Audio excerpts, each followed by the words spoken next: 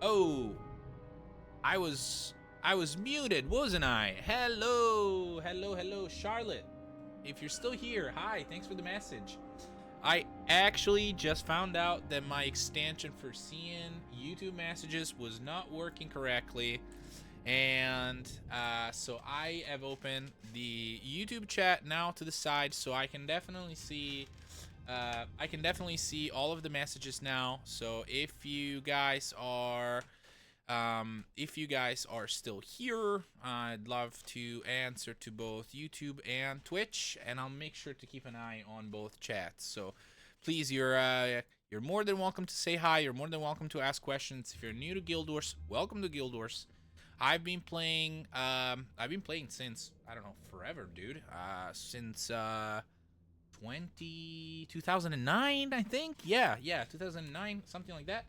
I can here. Let's do some math real quick. Slash age, 3,000 hours. So over 215 months ago. So how long ago was 215 months ago? That's not a good way to pose that question, is it? 17.9 years, right? Right? I mean, my career on Guild Wars is almost an adult. Think about that. But no, it's a game I've definitely loved, and I've come back to like time and time again, and it's so exciting that they have new stuff coming out and that they have it's an active development. It's not in shelf mode anymore. So I definitely want to bring some new content, some fresh air to the franchise, and bring in more and more info about what we do and what the game is all about. So today, I want to do the Ruins of Surmia, and we're gonna film it on stream tonight. And then I'm gonna make a guide for YouTube. You can find the first guide for the Great Northern Wall already posted online. It's very simple. It's the first co-op, so it's designed to be very simple. But let's read it up. Ruins of Surmia co-op.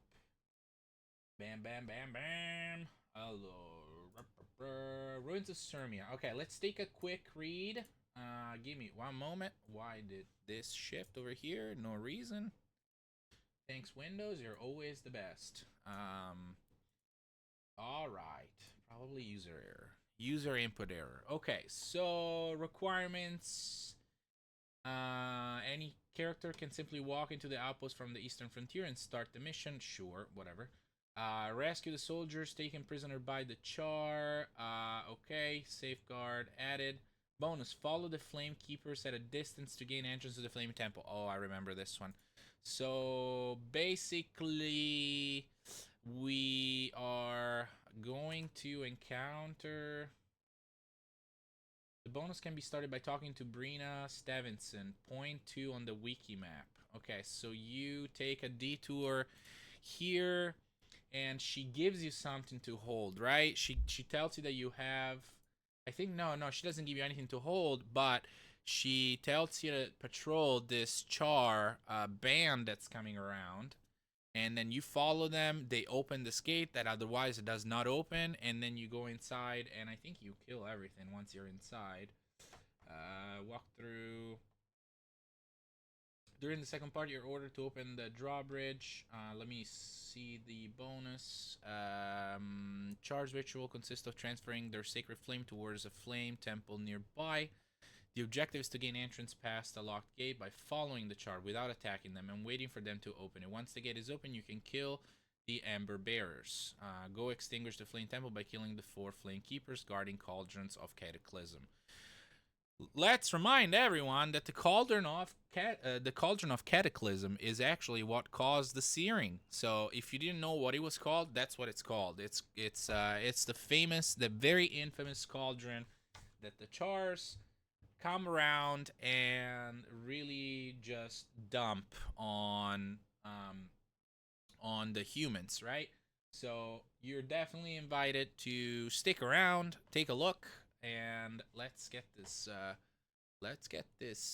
guide started. Okay, so we have 4 heroes available. I am going to just bring a spirit spammer build just to do some extra damage. Spirit spammer monk. Bam. Let's change some armor over here. Where's the Xunlai chest? And boom, boom, boom. Xunlai chest. And we're gonna put on the regular armor just so I look cool. And I look like I know what I'm doing on this game. Okay, so hero. So we alias as protective. So Master of Whispers has healed more than plenty. No need any more healed. So Gwen can interrupt the crap out of everyone. And then I don't know who else can we bring. Literally anyone else is more than fine for these missions. I say we bring Livia. She is a she's a minion master. Also, if you're here, if the sound is too loud, if the music is too loud, just let me know. Just let me know, please, please. I want to know how to make your time here as good as I can make it. You know, this is the stuff that makes a difference. If the audio bugs you, you ought to tell me, right? So to start the mission, I think you talk to him. Am I tripping? Who am I supposed to talk to? Isn't there just a start button? That's crazy. This is a co-op, right? There should be just enter mission. They have moved this. This used to be different. Enter mission. Yeah, this start mission I think used to be somewhere else, if I'm not absolutely crazy. But yeah, no, let's get it started. Okay, so Ruins of Surmia. So we gotta escort Rurik. And there is plenty of devourers that are gonna start spawning out of nowhere on here, so we clear them.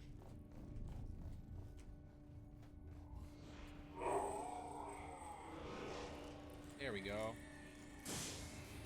I also brought Livia because she has some sprinting ability for the whole group, so we can maybe proceed a bit faster, you know, a bit more expediently.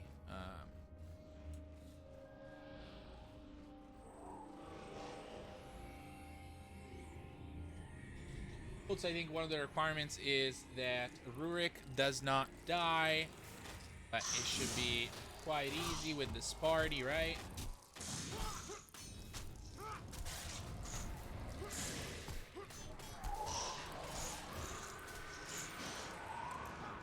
Now we have some cadavers. Livia can make some minions.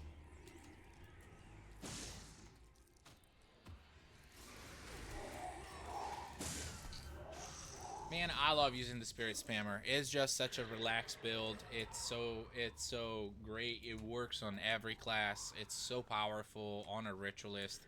It's powerful on any profession. If you don't know what build to play and you have a caster class, I know it sounds odd to just go ahead and use a full set of skills that is not your profession, but give this a try. Now, this is, you know, pretty beginner content, so I don't expect you to struggle with it. I don't expect you to really have any trouble, even with the henchmans, but you can definitely get it done even without it.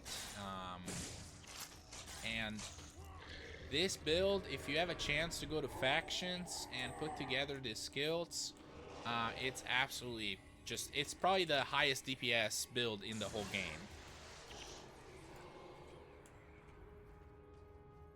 I think back in the day, we used to, you know, when you wanted to show off, you used to challenge somebody to 1v1s in the guild hall. And people would literally say, okay, I'll 1v1 you, you pick the build, but no Spirit Spammer. Because just, there is nothing that matches Spirit Spammer. Because you can just move the spirits away, you You can heal them. You can do so many things that are just, it's just basically, what, 6, 7 spirits? So it's basically like a 8v1. So, and there are builds that are extremely tanky and still do enough condition damage that they can wear you down over time. There's definitely some of that. I've seen, back in the day, I've seen some warrior builds that they could just tank so much that you know, if you messed up, they would just take you down, even if they didn't do a crap ton of damage. But there is no way that you could take them down. Spirit spammer, that's the end of it. You just blind them. That's the end of it.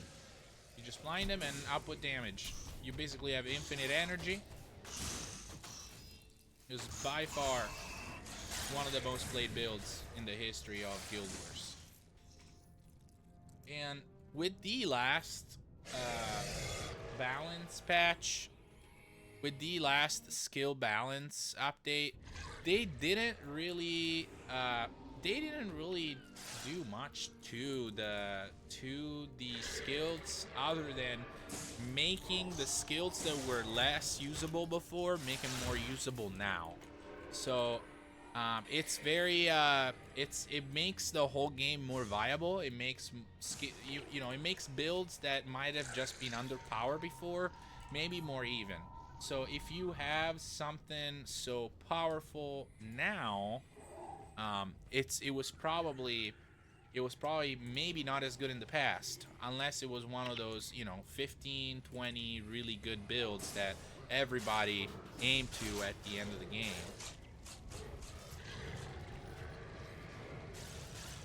Man, having an army of monsters just following you around is just absolutely satisfying. There's nothing to say. Just be aware, if you get into, if you're trying to, I don't know, vanquish an area that doesn't have a lot of,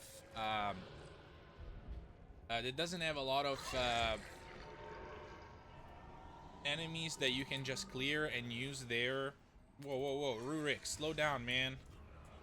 Where you think you're going without me? But if there is an area where you just can't keep getting dead monsters like this, just have an unlimited army of, absolutely unlimited army of minions following you around. So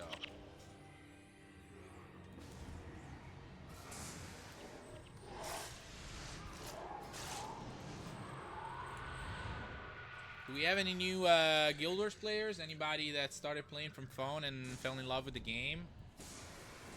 I was actually getting an oil change today after work, and there was about a half an hour wait time, and I just got on my phone, and I'm doing a Melandru Accord character and slowly working towards getting a legendary defender of Ascalon. And then once I'm far enough with that character, I might be running this series on that character, and actually try and, you know, not speed these missions. Right now I'm kind of playing very mindlessly because these mobs are very underleveled, but and Prophecies is definitely not the hardest campaign. Prophecies is very welcoming. Is the original vanilla experience, right? So in contrast, if you think about it, Factions is a lot harder to run. You'll grow faster in level. You'll level up faster, but it ramps up in difficulty pretty quickly once you're in the mainland, right? Once you're out of the Xingzhe island. Okay, so I think we passed this part.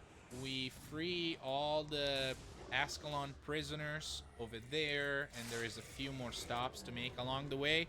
Rurik frees them.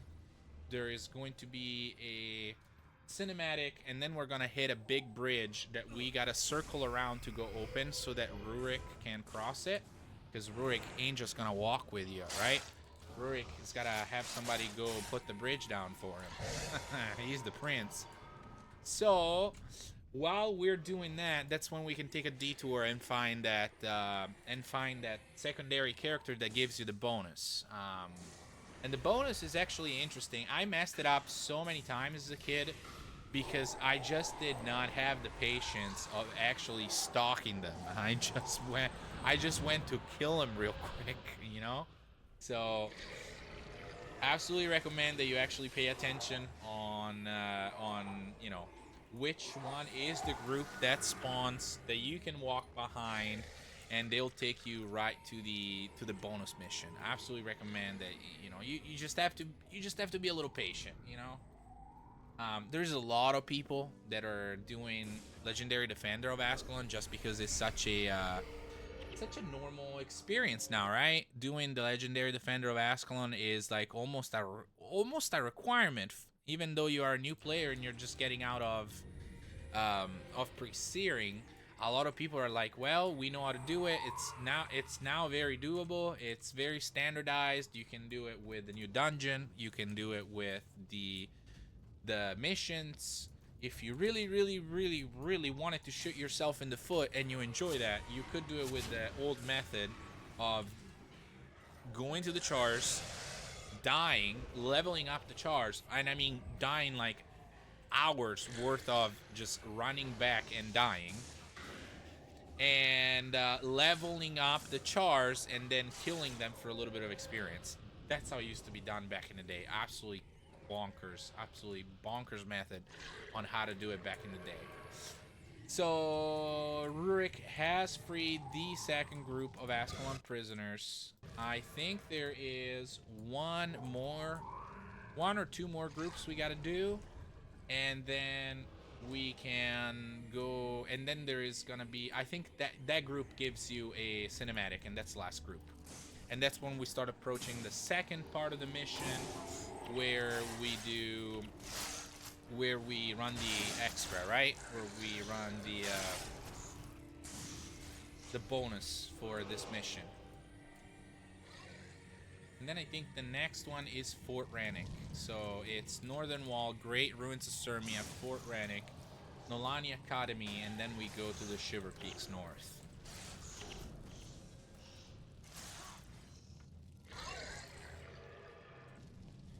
Here we go. We get the cinematic.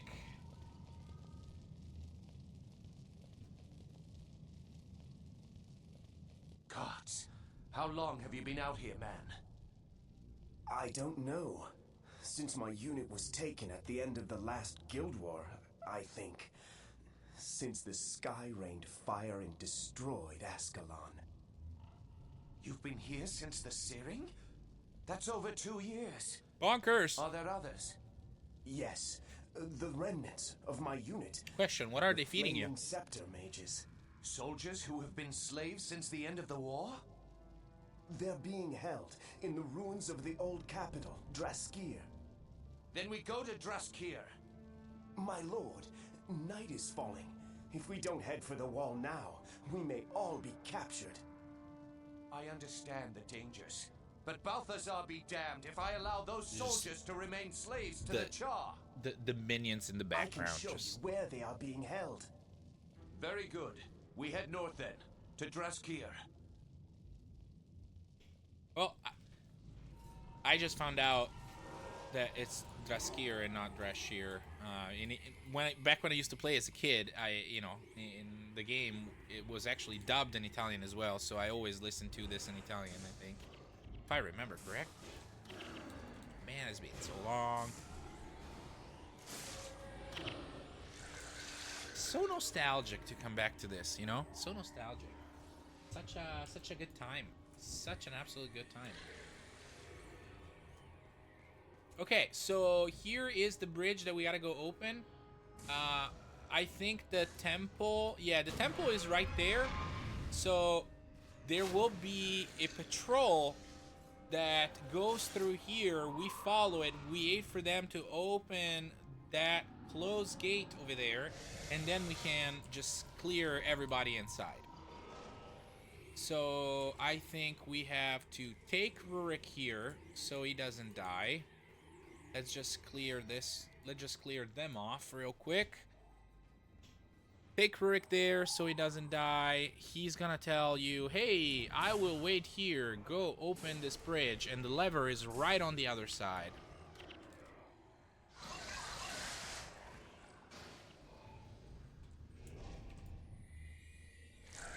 I'll wait here with Errol. Sure, man. Take a break. Eat a sneaker. Yeah, I will cross the ravine and open the drawbridge. Because you don't want to get your boots dirty. Okay, Rurik. Alright, so if I remember correctly, let's take a quick gander over here. Yeah, this, okay, so right up here. Should be right up here. There she is, Brina Stavinson. Okay, so to just give you a reference, there is the gate.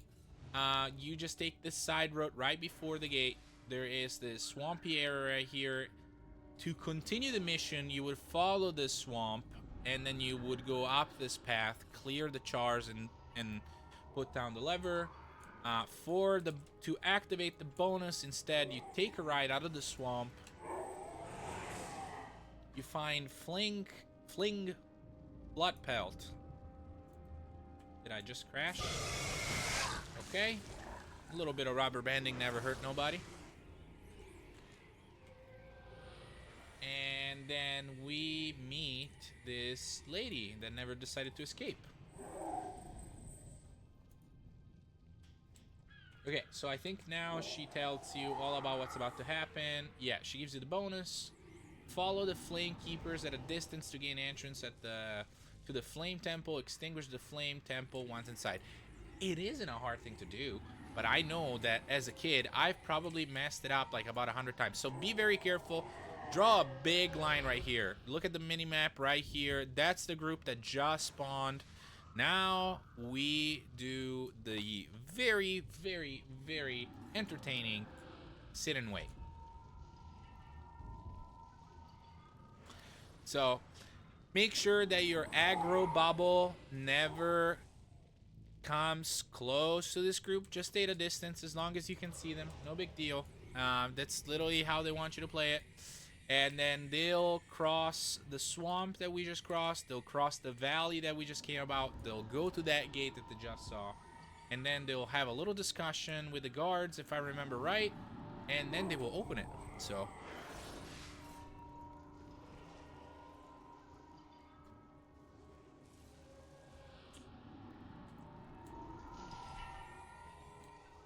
did you guys see, did anybody see the US soccer game? Man. I've watched a lot of soccer growing up. I'm from Italy, so I've actually, you know, used to be a huge part of my life, and since I've been living in the US, I'm less able to follow soccer, especially my favorite team, Juventus, from back home, so.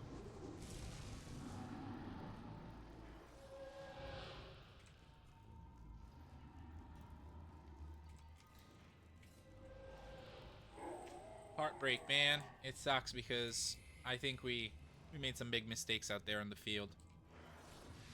Rurik, you taking a break? You still good? You good? Need a sandwich? Alright, cool.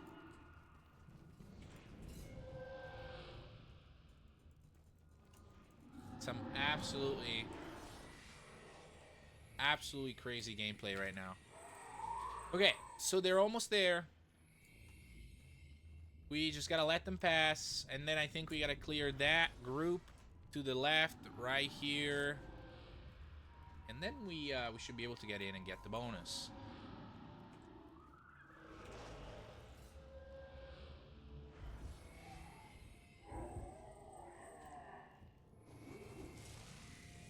Okay, they are about at the gate. They open the gate. There's actually no conversation. I remember that wrong, so.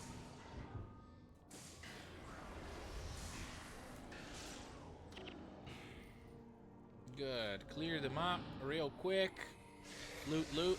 Because, hey, gold is never too much. Gate is open. Now we can go absolutely rack everything up.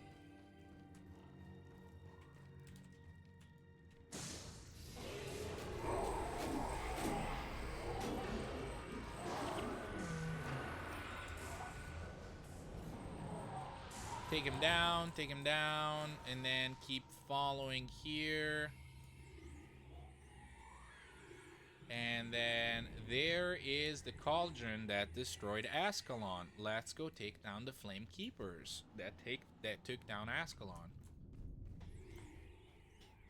I feel like it would have been cool if you could have found the same exact bosses that were around the cauldron during pre-searing.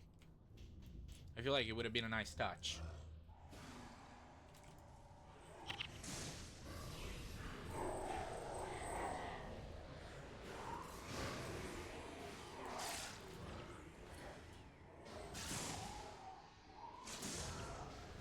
Take him down, and the secondary mission is complete. So easy peasy, go talk to the lady. The lady gives the bonus mission. A group of charge spawns in front of you. You follow them, you wait for them to open the gate, and then you clear everything. Now we can proceed with the rest of the co-op, and that should be about done.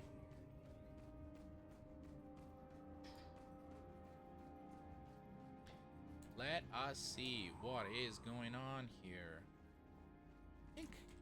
I wonder, can we actually go out this way? I usually used to always backtrack to where we came in. This is the exit from the other side. Well, on a little adventure. See, maybe. Yeah, maybe it's faster than going the other way. Okay, so we gotta go up that path over there. So let's see if we can go straight through here. We cannot. So we gotta backtrack the way that we came. Do we?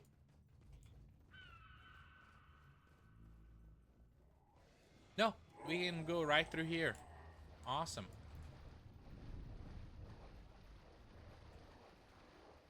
So you actually don't need to necessarily have to backtrack from where you enter and then go down the swamp and go around. You can go actually straight to the back. Straight through the back and into the second part of the mission.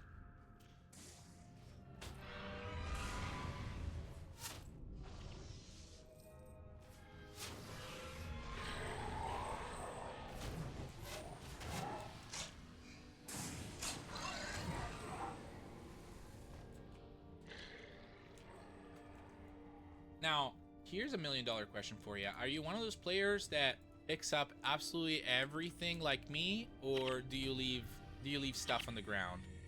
Like, I don't know, those 10 golds, would you have picked them up? I've had the probably very time-consuming habit of just picking out absolutely everything. Guys, you're casters. Can you please just take him down? Gwen, can you just do enough damage to him, please? I mean, I don't need to take him down. I just want to, but there we go. All right.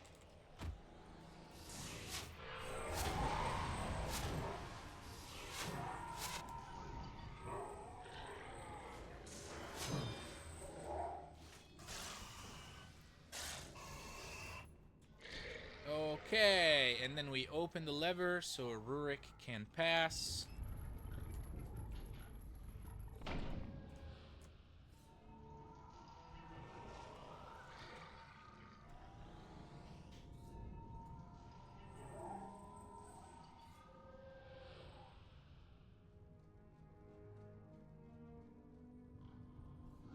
Okay. Let's keep going. We must avoid confrontation with the group at all costs. That's cute.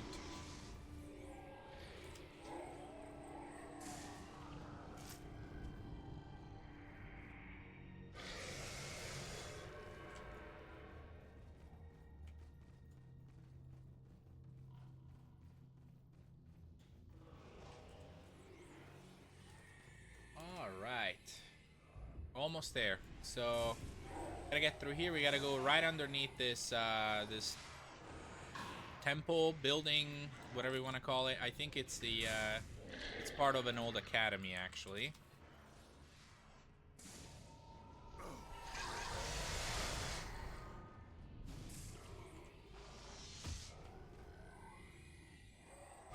Alrighty.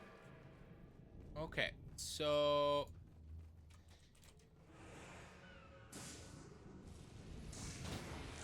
if you are doing this mission alone or with henchmen, you can try and clear some of these groups to the side here. Like these groups that we see right down the slope, you can definitely try and clean them up before by aggroing them one by one, because they're all gonna condense and go in there, so you have less to fight at the end, and it should be a little bit easier for you. But the mission is not really designed for you to do that. It's really not really needed. You should be fine even with henchmen.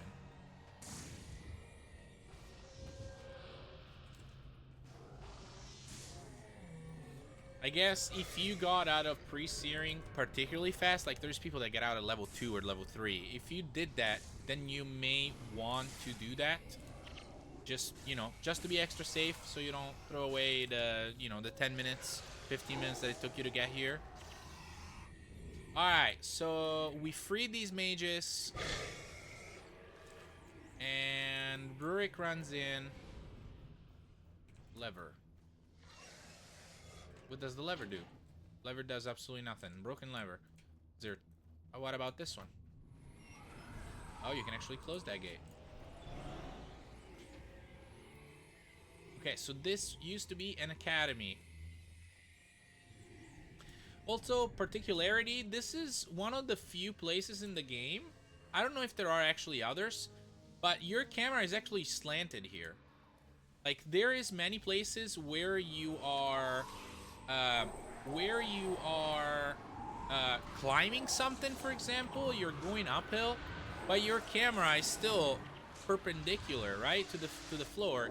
Here, if you notice, everything is just kind of just kind of like, you know, doing one of these. So it's a fun little particularity of this. Also, don't sweat it if the mages die. There is absolutely no benefit in the mages staying alive. The only one that you really have to ensure that survives is Rurik. If Rurik dies, you do fail the mission. So always prioritize the group that is getting closer to Rurik rather than any group that's getting closer to the mages. Now, be a good human being, try and save them all. Don't be like me that I'm talking too much. But, you know, no biggie. We have killed... Everybody has killed an NPC or 1,000 in our gamer career.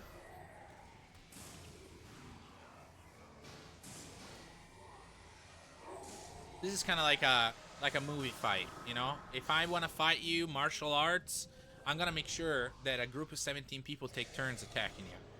This is basically what this is.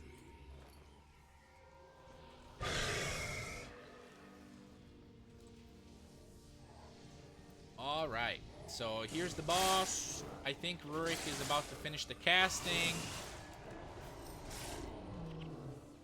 I'm gonna try and pick up some stuff before he's done, and for Ascalon, I think he's done. Yeah. Okay, so this is the Ruins of Surmia co-op mission with bonus.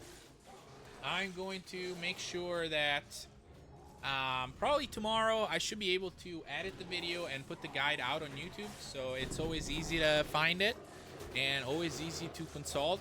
Now, for these early missions of prophecies, I don't expect anybody to have a problem. It's just to even make it even easier for you.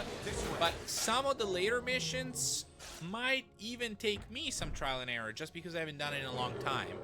So, That was close. definitely advise that you Closer than I'd hoped. take a look at the later missions. There is one. portal will take us to the academy at Nolani. All right, silence. From Rurik there, is speaking. we can make it to the wall and cross over to Rin.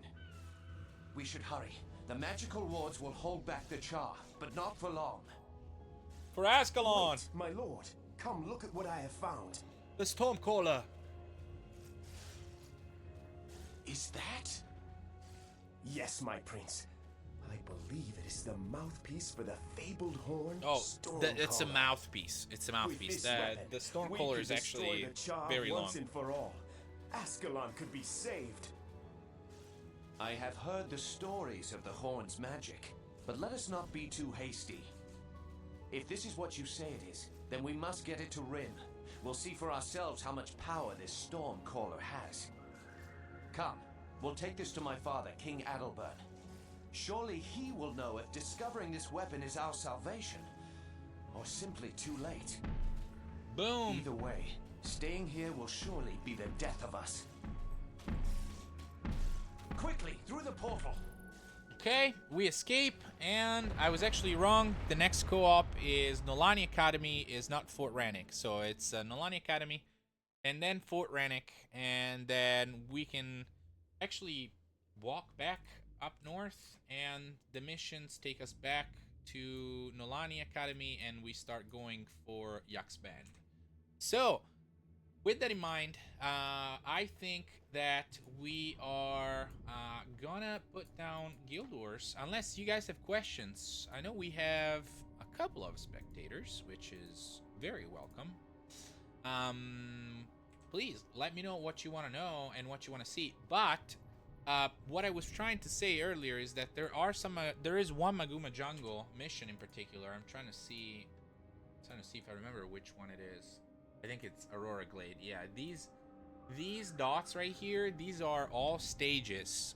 You have to take the seeds to those stages and kill patrols that are stealing the seeds that you try and put down. And so to win the co-op, you should try and outrun all those patrols that come and steal the seed that you need to complete the mission out of these 1, 2, 3, 4 stages. Plus back here there is a boss to do for the bonus. So it's kind of an odd scenario. It's kind of an odd one to run, and it's not very well designed for you to run alone with henchmen. Like, actually getting the extra for this with henchmen, it is not the easiest process. I think for that guide, I will try and see if I can do it with the henchmen, because I think there will be more value in it than just seeing it with the heroes. Like, these co-ops that I'm doing now, they're easy enough that even if you have heroes, if you run ahead and grab heroes, or if you are coming back to do these co-ops bonuses and you have heroes or henchmen, you're gonna be fine. But some of these, even if you have heroes, they're kind of a headache. They can be a headache. So I actually not entirely sure. I'm sure there is a way. Somebody always gets it done, but it's a decent headache to get Aurora Glade done with the bonus solo with henchmen. It's actually a decent challenge. So I would really like to see if I can get it done, because the one big drawback of heroes is that you can't flag them singularly. You flag them as a group. So you could say, okay, protect one of these shrine at all costs and kill everything that gets close. You could do that. You could probably risk it, but then you would be alone to go try and kill the boss, and the boss has other mobs around it. So it is a challenging one to do, especially with henchmen. So I think that when we get there and when we do that guide, I might have to really try it a few times and see if I can make the guide be suitable for henchmen, and that's gonna be a decent challenge even for me. So I'm looking forward to that. Stay tuned. We got quite a number of co-ops to go in order to get there. So we have Nolani Academy, Fort Rannick, all of the Shiver Peaks, all of the Maguma, and a good chunk of, and at least a couple of the Maguma Jungle co-op. So yeah, we got a while to go to get there. It's gonna be a good ride, but in the meanwhile, we're gonna make some videos. They're always gonna be there on YouTube. So if you are watching this on Twitch, I have a YouTube channel. It's called BengorT. Pretty simple. So go check it out. If you play Guild Wars 2, it's also a really good time to remind that I actually do have a giveaway for reaching 100 subscribes on YouTube. I'm really trying to slowly grow it, slowly make a little community of people that want, they're looking for one more content creator that they can hang out with, and make more videos for Guild Wars and be able to ask questions. And if I don't know the answer, I'll go find the answer somewhere. There is a bunch of creators that came back to making a lot of videos. I'm definitely one of them, so I know it's hard to find me. But if you're here, I'm glad you're here. Thank you for being here. My name is Bengor. I stream Guild Wars and Guild Wars 2 every week. And then I make sure that all of the live stream, which I'm actually one behind, so after this live stream, I will upload last week's live stream on YouTube. And I make sure that all of the live stream end up on YouTube. So if you like somebody just chatting at you while you're washing dishes, doing the laundry, like kind of like I do, I just put something on and have some company. You'll be able to pull up all the live streams, and then there's obviously all the video guides, the actual content that I try to make. So I wish I had more time to get you better and better content, but we're all adults, and I am a very small, very small content creator, so I can't have a freak ton of time to actually do this. So if you're here, I really do appreciate it. If you're not here, I still appreciate you. Just I appreciate more of the people that are here. So thanks for being here. Okay, so let me free up the inventory of my character from all of the absolute super valuable gold that I have found, absolute treasure that I found in this co-op. And check out the contest. Let me know if you're interested. I will tell you how to participate, and it's actually really easy. It takes literally 1 second. You can like, comment your in-game name, and subscribe to the channel on YouTube on a short that I've made where I detailed the content of the of the contest and how to participate. And so you just leave your name in there. When we hit 100 subscribers, I am probably going to retrieve all the names and live stream the extraction of whoever wins, and I'm gonna show you guys that, hey, you won, congratulations, hang out, thanks for being here. So all right, so before we go to Guild Wars 2, or while I'm in Guild Wars 2, does anybody have any questions? Does anybody want to talk about, I don't know, Love Island, or you know, AI, or the US getting kicked out from the tournament, or Pringles? I don't know. Okay, let's get started on Guild Wars. Let's see, I had the wrong game selected for this live stream, so that tells you the level of professionalism that we operate with here. But I don't think it's a massive issue, and I do hope that Twitch doesn't get mad at me, but it's usually not a big deal. So, big smiles. And what are my current plans for Guild Wars 2? Okay, why do I stream Guild Wars 2? Well, first of all, I like it, I enjoy it, and I want to play more of it. And then reason number one. Reason number two is, aren't we all freaking stupid excited about Guild Wars 3? Oh, the Octavine starts in 10 minutes, but it's the dead of the... It's very early morning on European servers where I play at, so I don't think there's gonna be anybody here.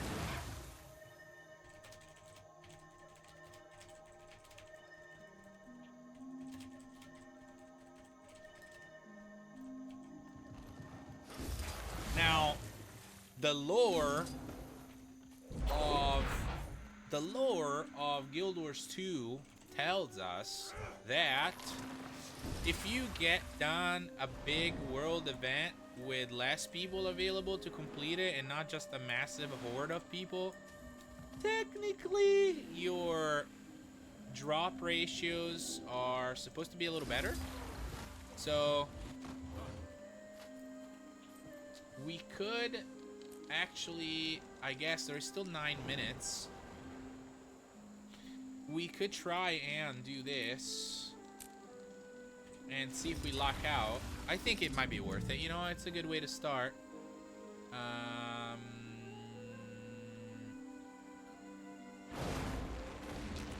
looking for group. Ba-ba-ba-ba-bam. Heart of Thorns, Auric Basin, advertise your group. And I'm gonna say Octavine. Need all sites. Let's see if anybody actually shows up. Maybe having it in look for group might bring a few extra people. Eat my dust. So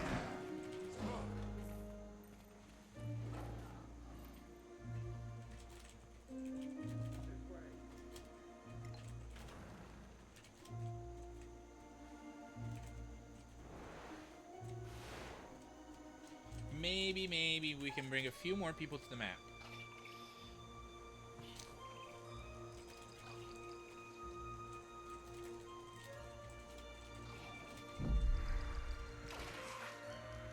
I do a daily? Oh yeah. The hardest daily ever. Log in. GG's. GG me. Go me. Okay, let's see. What am I missing here? We gotta defeat some more trash. I actually want to try Luminary pretty soon. But Save yourself. what Stand are your my ground. plans for Guild Wars 2?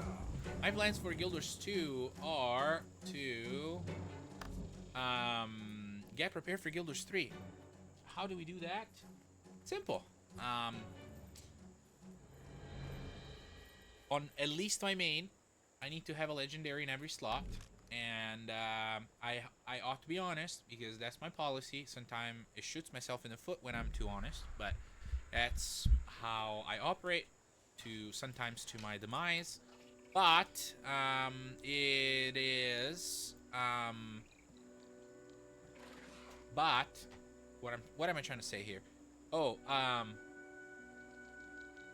I throughout my time in Guild Wars 2, I actually have not been the most excited person about making legendaries. I found the process often repetitive, and I'm a person that operates a lot better focusing on one thing at a time. I can multitask, but for short periods of time. If I have to multitask for months and months and months in order to optimally get the materials to do something, I just end up not enjoying my time. And so I've always struggled to work on legendaries because it's just kind of a process where you need to do a whole bunch of things every time you play in order to achieve what you want to do, right? And there's nothing wrong with that, you know? There is a lot of people are a lot better in that, and I get my stuff done, but I definitely am not as efficient as some players can be. So I've always put it off because if I focus on one thing at a time, the game can get a little repetitive. But the game is not intended to be played like that. So maybe I would be a more successful RuneScape player, where I know I've never played it, but I have friends who play it, and I know that you're just supposed to run the same thing over and over and over and over for RuneScape, right? And that's how you just do things in that game. It's about sticking around and having a good time and playing slowly. It's not about exciting fight content, right? So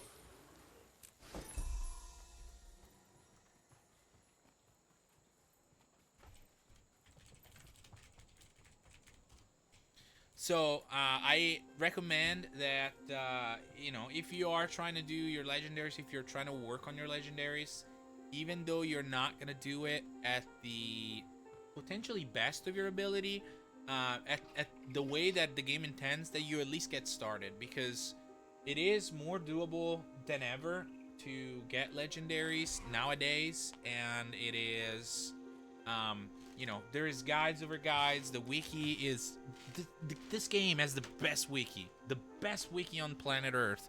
This game has it, okay? So even though you might not be doing things as efficiently as possible, number one, go have fun. Just go play, do what you like, and every so often give a look to the guide and see what you should be doing next, and see if you can do the activity. If you see if you can do that activity in order to just make any sort of progress throughout the for the legendary. Another big piece of advice is the Wizard's Vault has the rewards, and some of them are these legendary starter kits. So you can buy those for 1,000. I'm trying to remember what this currency is called. I apologize, but with the currency for the Wizard's Vault that you do from doing the daily, the weeklies, and the specials, you can get a kit that saves you more, probably about half the work that you need to do a brand new legendary. So you can look out for these sets when they reset, and actually it was fairly doable, right? It was fairly doable to actually do a legendary, because I just finished the Bifrost, and it's been fun, because some of the very strenuous part of crafting a legendary, they were already done. So I just focused on the things that I was missing, and I think in a month, and I was playing. I play very casually. Like I play like 2, 3, 4 hours at night, and sometimes less than that, and sometimes I can't even play during the weekends. So it's tough.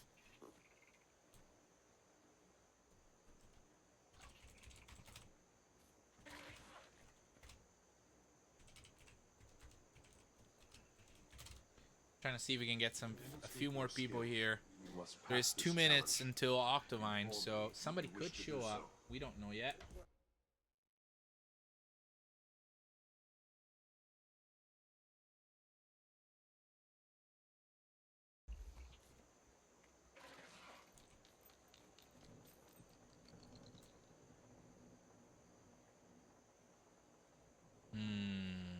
We might be too few for this.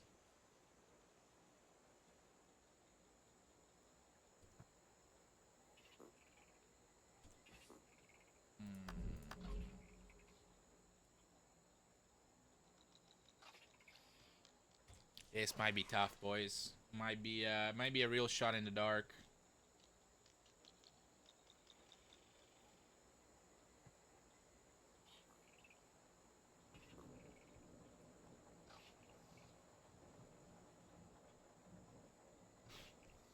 "50 seconds to Octavine."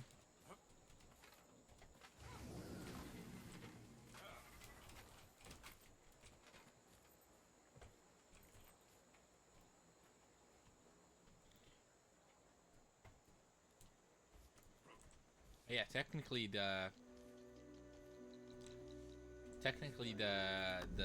spawn the loot spawns could be a little bit higher if we get this done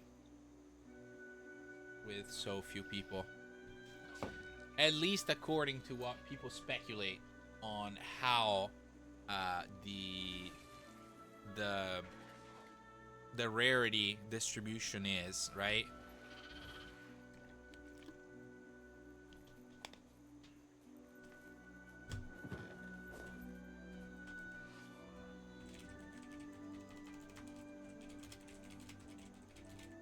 We have protected Tarmir for over a century. We will not fall this day.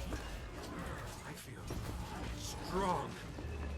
Alright, I'm trying to see if I can distribute some people to go around and help the other sides, so...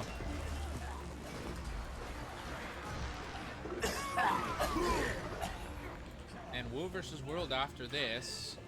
Slice him apart. Yeah, we're gonna go do that. That was the original plan, and then I saw that we were 10 minutes out from Octavine.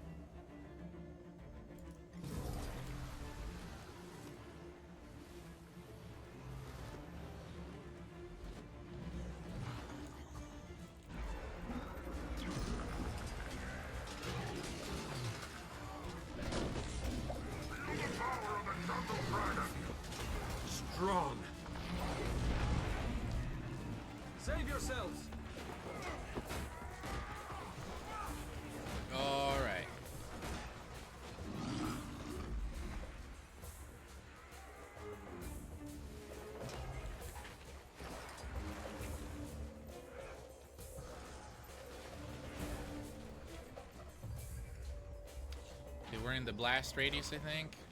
That feels good.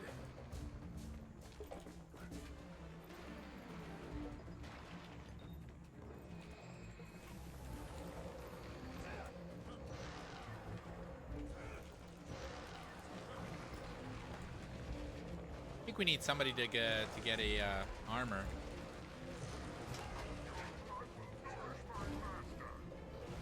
It's working though.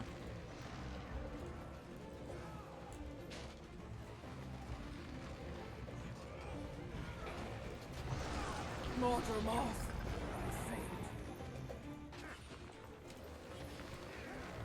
Okay, so we are west side. Refreshing.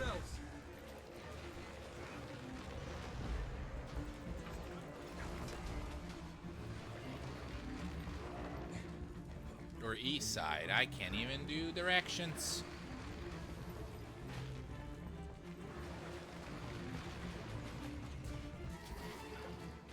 Trigger Blossom.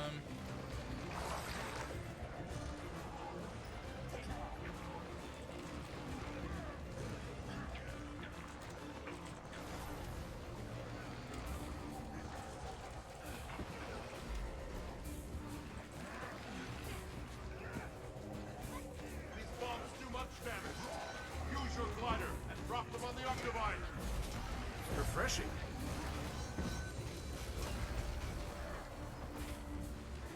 I nearly died.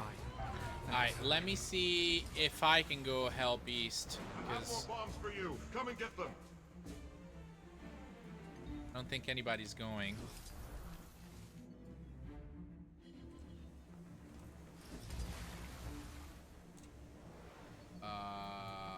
We're gonna go opposite side.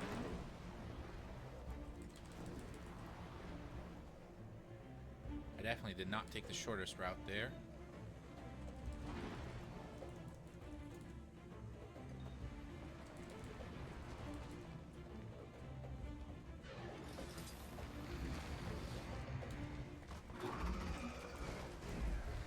Okay, they're definitely behind here. Get it?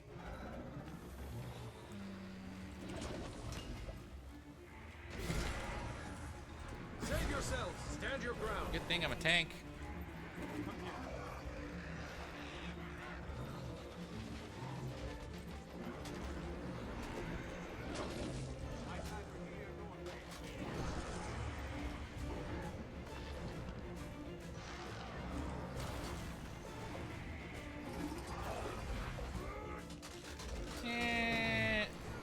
I don't know if we can get this done, but we're sure as shit not just gonna leave him hanging and leave. Definitely gonna give it a shot. Alright, let's get out of here.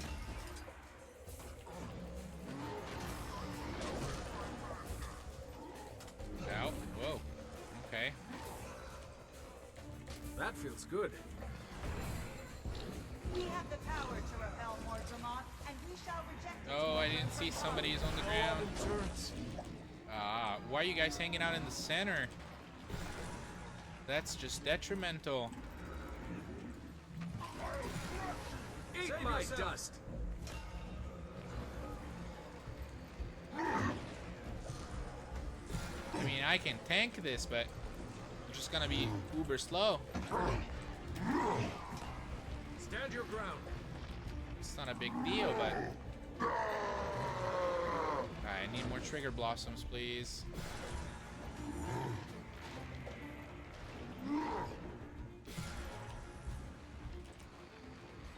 Save yourselves. Yo, any trigger blossoms? Please! There they are.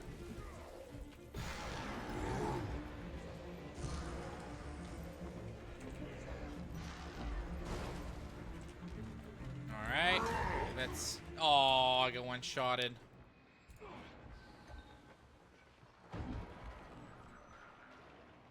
I need help. Thank you. Save yourselves. That worked. GG's.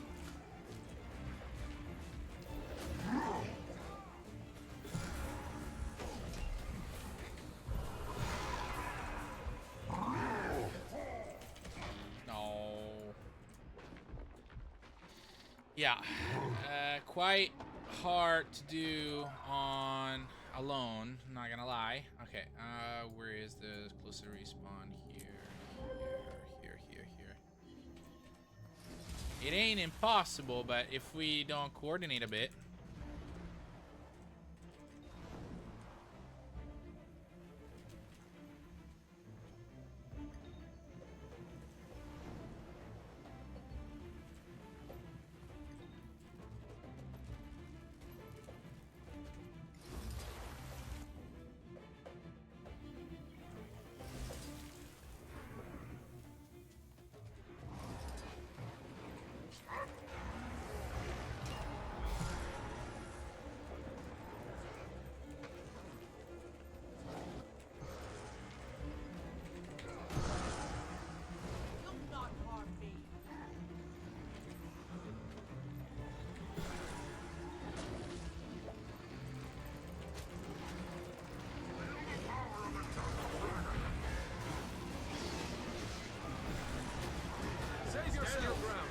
History is mine.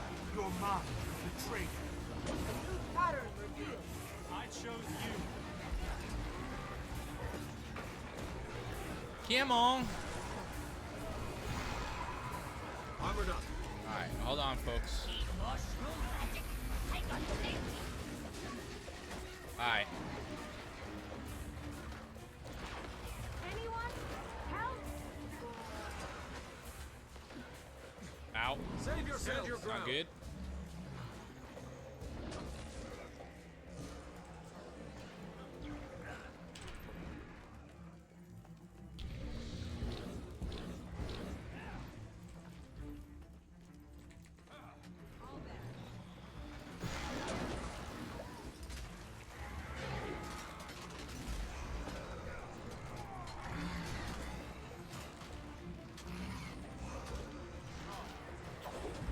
History is mine.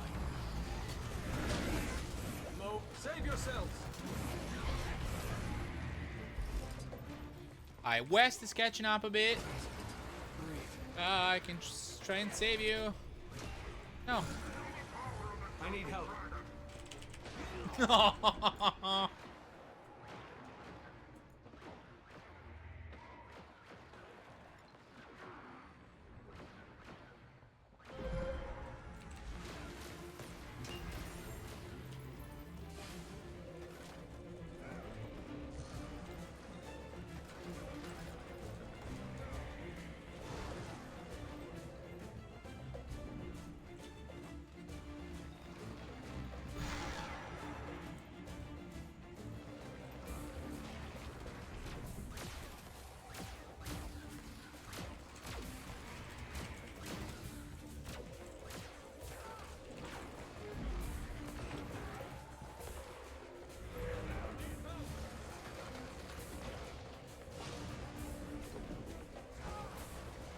Ordremoth cannot win.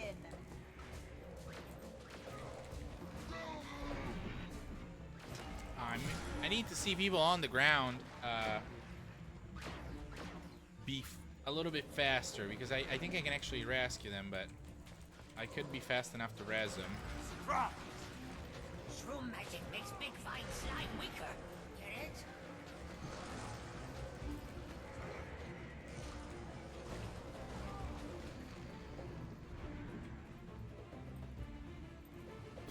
Hey, what up, man? Yeah, thanks for being here. Add you in Discord. Yeah, I'll try and finish Octavine and then contact you on Discord. Thanks for being here. Strong. My hands are too busy. If you want to hang out, you know, I'm here multiple nights a week.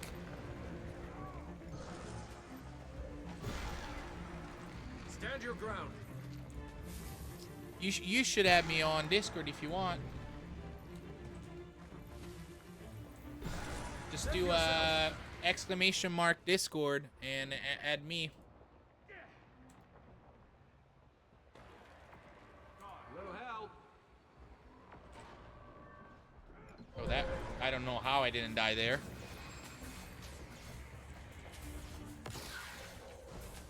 Leave a follow. It'll be a lot easier to stay in touch.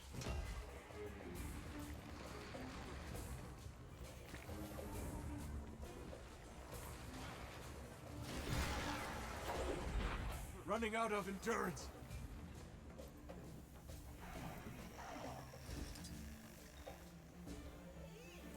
Do you guys know? I don't even know what this is.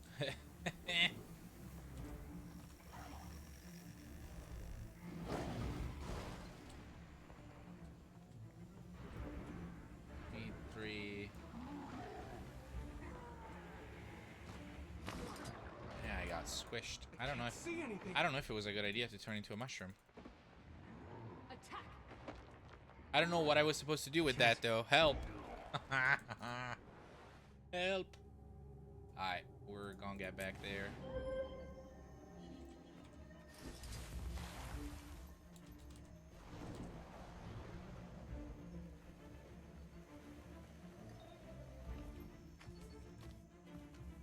Go forth. The Forgotten City needs you. These Mordra must be defeated.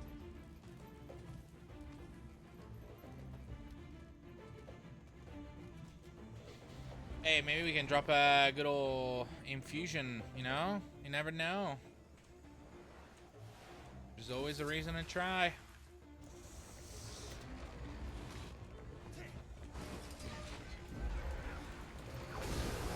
Eat my dust. Never saw it coming.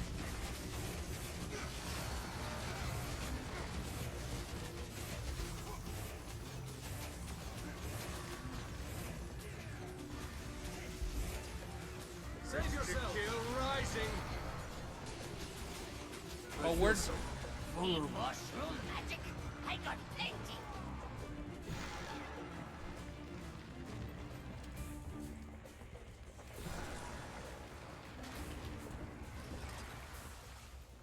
Alright, trigger blossoms. Let's get this done.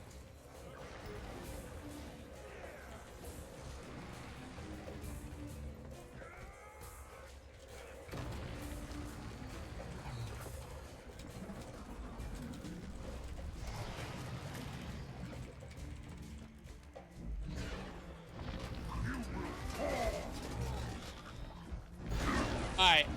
Save yourself. Not allowed to go down now. Let's see how it goes.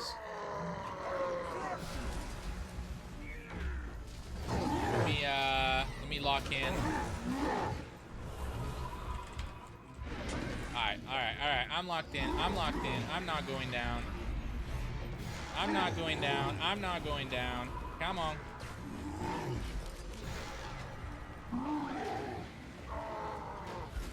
I ain't doing a lot of damage either, but...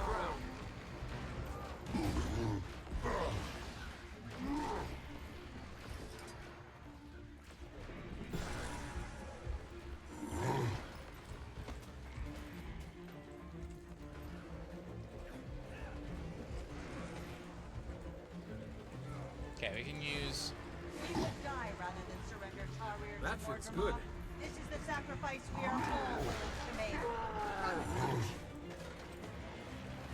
I need some trigger blossoms, please.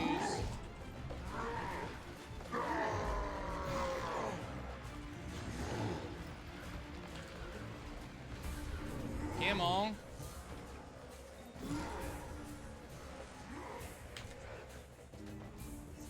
No. Ooh, that was lucky. Save yourselves. That's 14.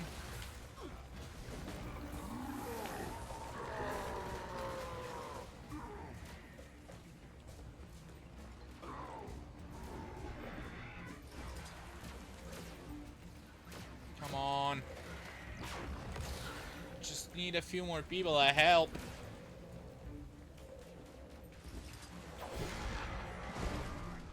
Save yourself. Your ground. Did that not count? It did. It counted for one, I think.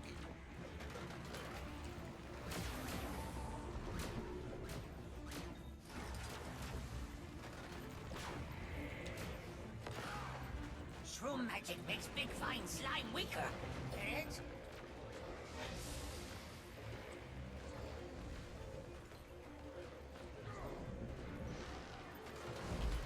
Ken, come on. Oh, East killed.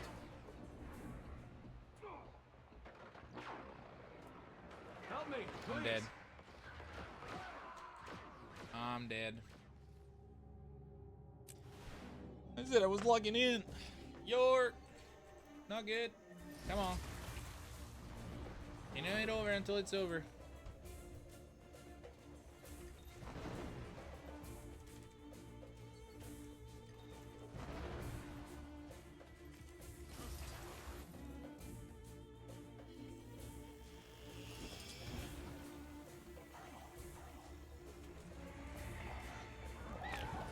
I don't know what I'm supposed to do when I'm a mushroom.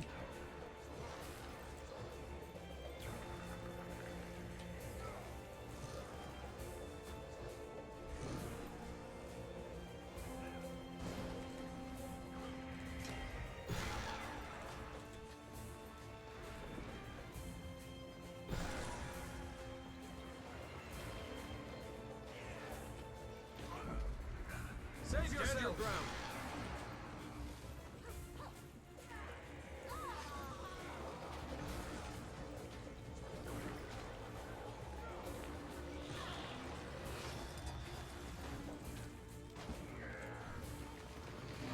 Shifting sands. Armored up. Stand your ground. Need mushroom magic? I got plenty. No, south. And yet, I think we just failed this.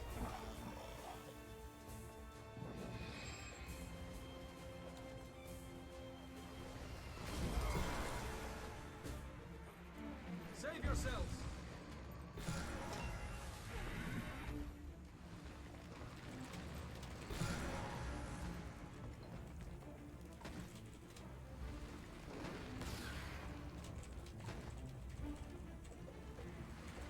Alright, let's wait for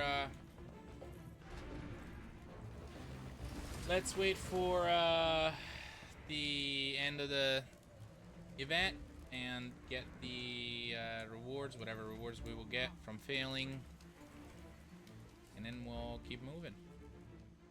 Gonna do some War vs. World.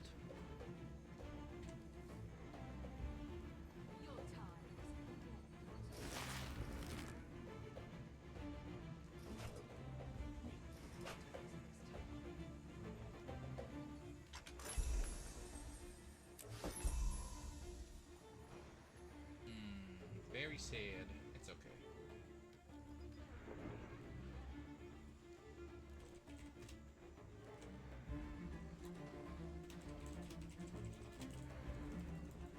Please allow me.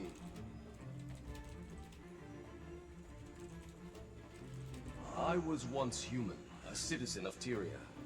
I transformed to better serve the Forgotten. I died to protect Tyria.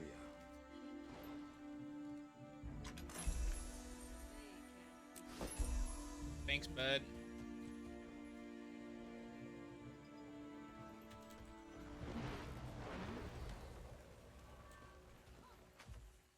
I guess we can't.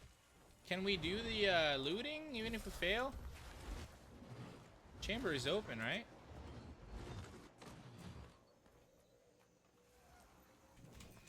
Yeah, if I had 10 more people, we would definitely had it.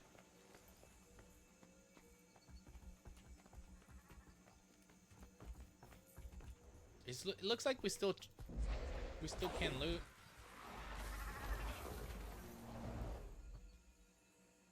Little You can little never have too heartbreaking, much but treasure.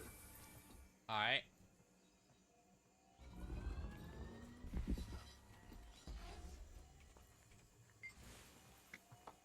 I think I did that achievement already. Nah.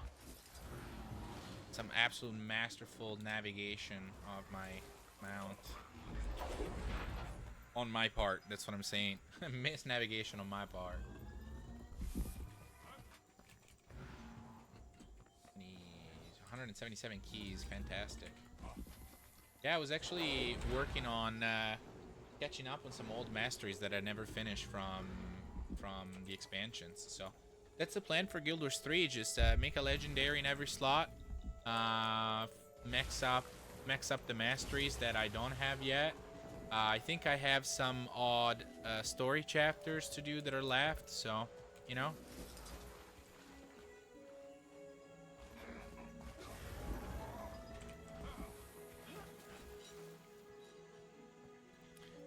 What is Nice the, kid. I can't remember, what is the super expensive item that can drop from this? I tend to forget because it just, my luck with expensive items in games are just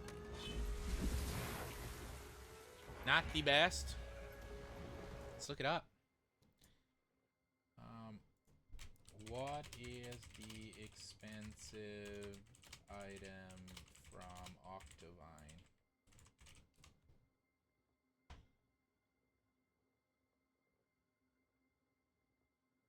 Liquid.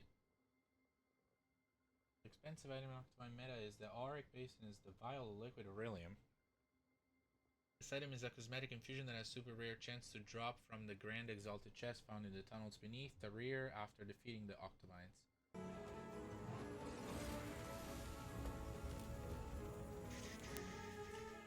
So basically they don't drop.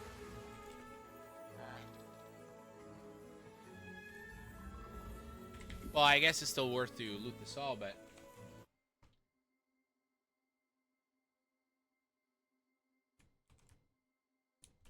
does vial of liquid Aurelium drop if you failed Octovine? No.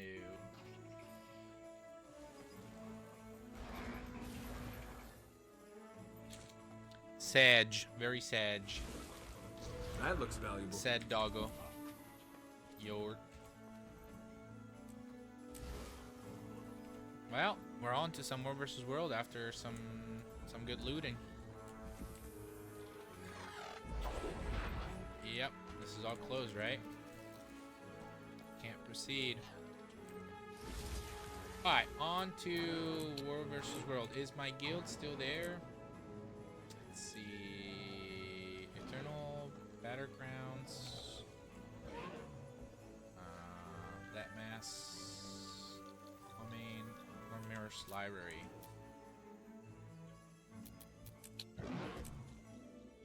Alright.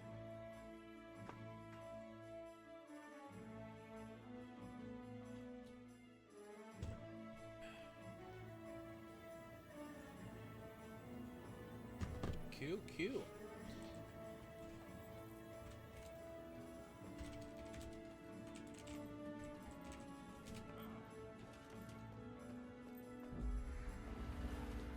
Choice, freedom, liberation. All right, I'm doing the right track. I need a crap ton of Mystic Clovers. So.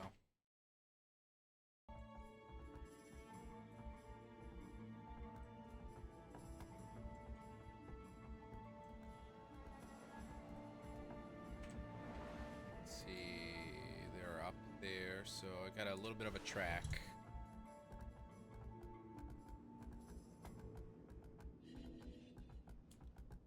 We are greens and we're dominating.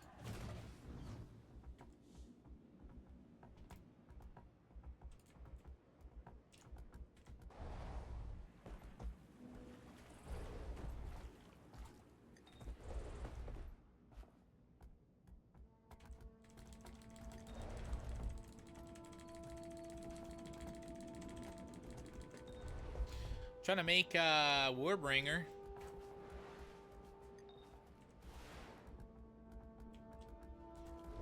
Actually don't like the look of it, but I enjoy doing War vs. World, and I need to make a backpack. A legendary backpack, so don't really get my choice.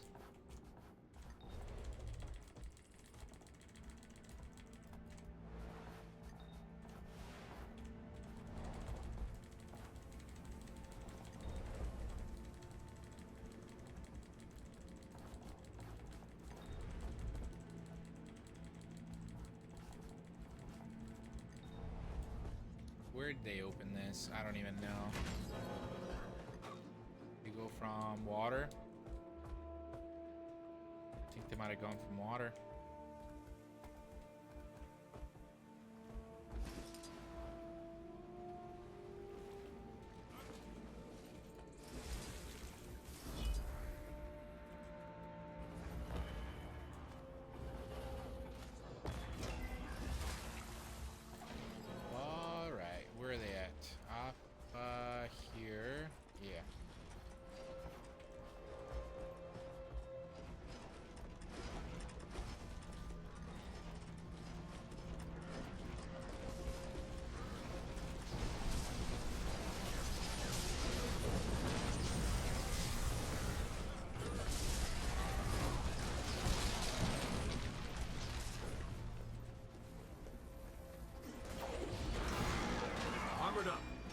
your ground.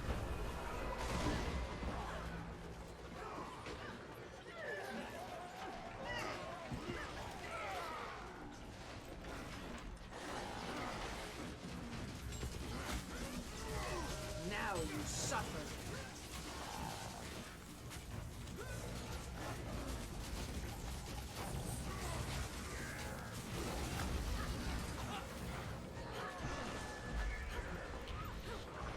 Q. I chose you.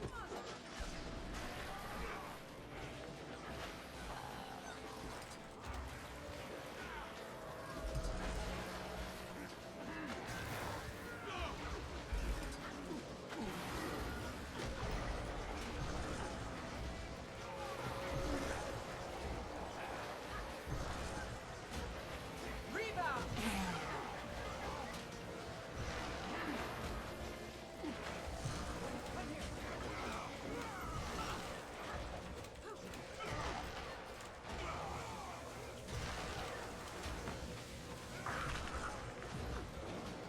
Like being caged. Alright, out with the First Lord. In with the new one.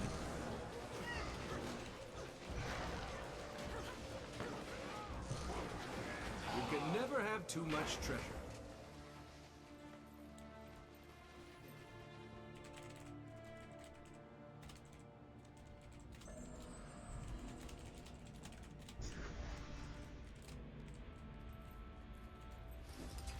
Alright, let's get some supplies.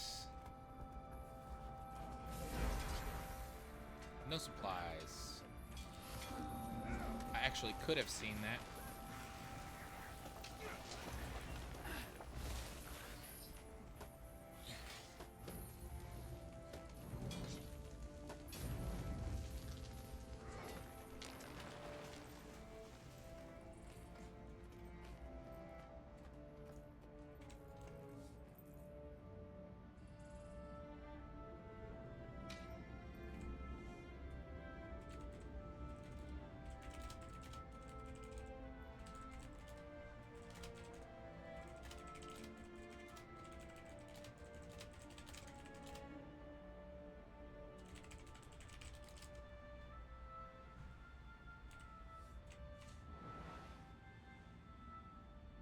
I missed something. Where did he go?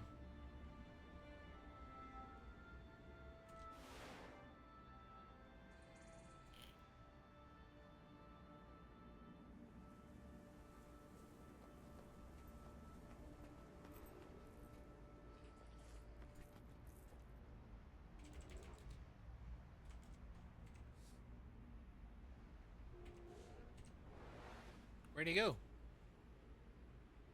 I tripping?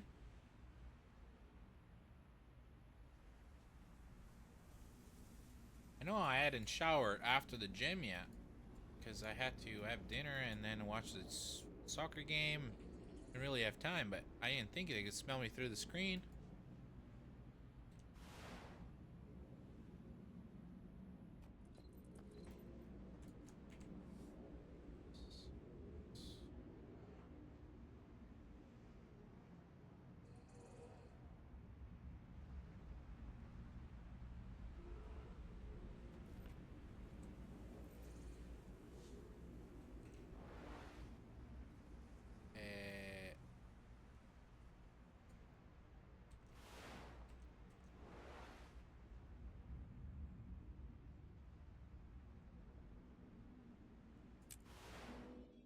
He probably wrote it in the squad, and I hadn't joined yet because I was typing with a guild mate.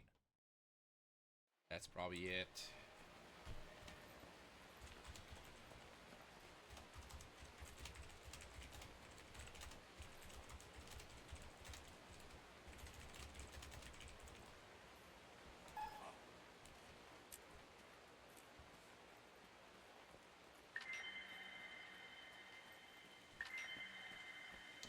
Defeat 10 enemies in Kanta. Yeah, we definitely need to go do that real quick.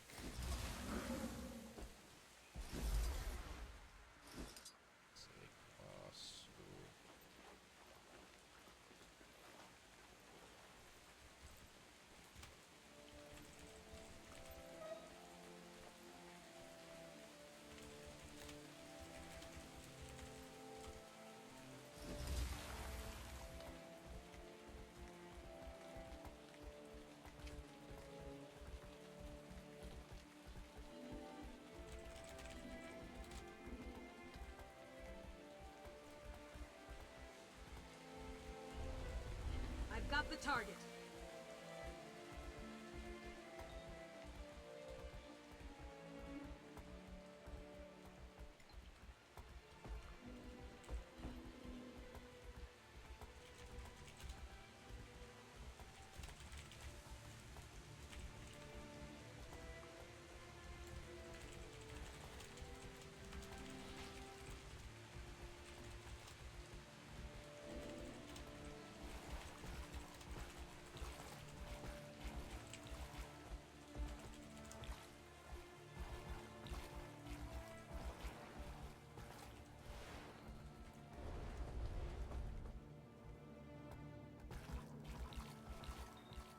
Doing a lot of translating in Italian in the chat below the camera. That's why I'm kind of quiet. I'm trying to multitask way too much at the moment.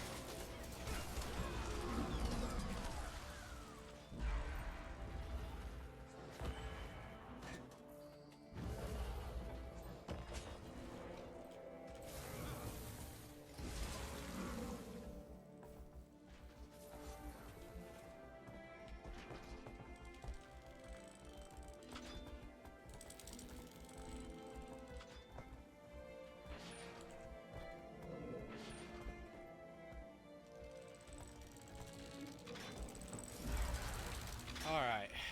Still 70% on this wall? Darn. Because they're firing at both walls.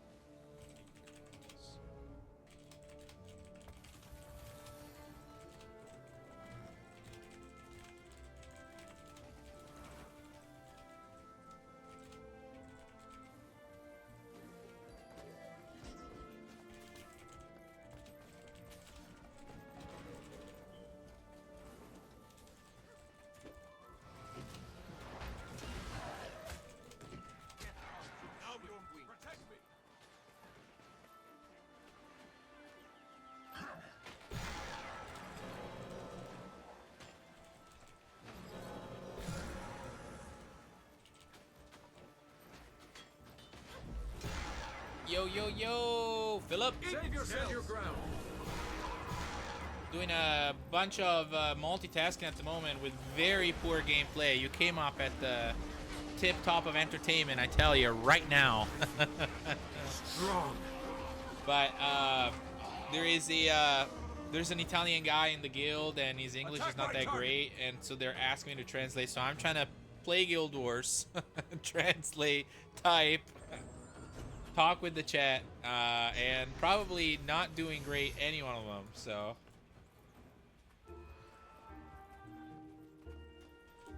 How's your night, though? How's it going?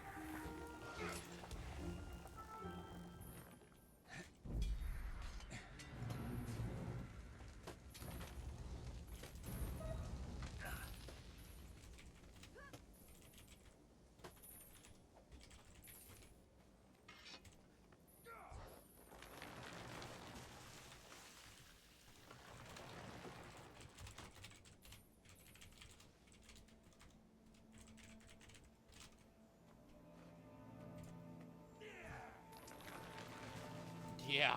Well, multitasking, yes. A pro gamer. We'll see about that, but hey. It's pretty chill. It's actually nice because at this time of the night, I'm playing in I play in European servers because back in the day, that's when I made the account. I still lived in Europe. Since I play in European servers, there is nobody working right now because what is going on here?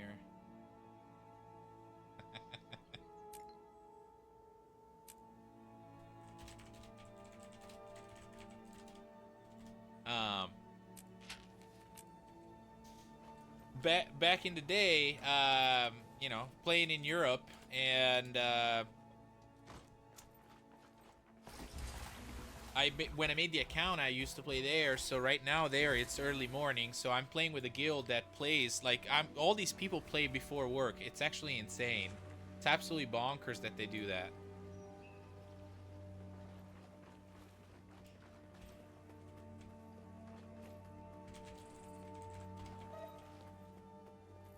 Did a bunch of Cisco certificate training, but finally done for the night and doing a little No Man's Sky before Betty.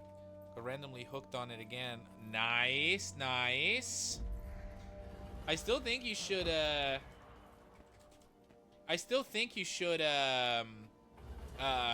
make a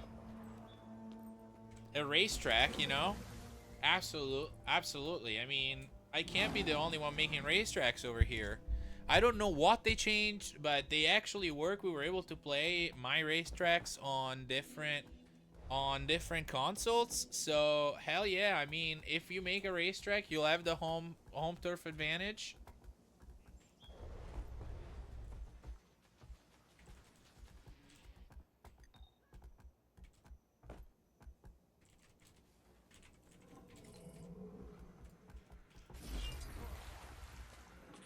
Have you been working on anything else in particular on No Man's Sky?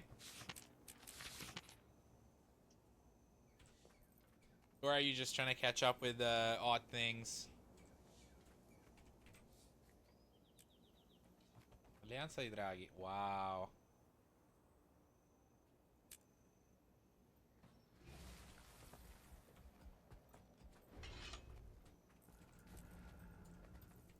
Yeah, did.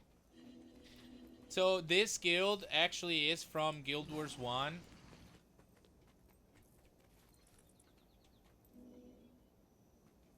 And it's crazy. It's people that I used to play with 20 years ago that I randomly met again in Guild Wars 2.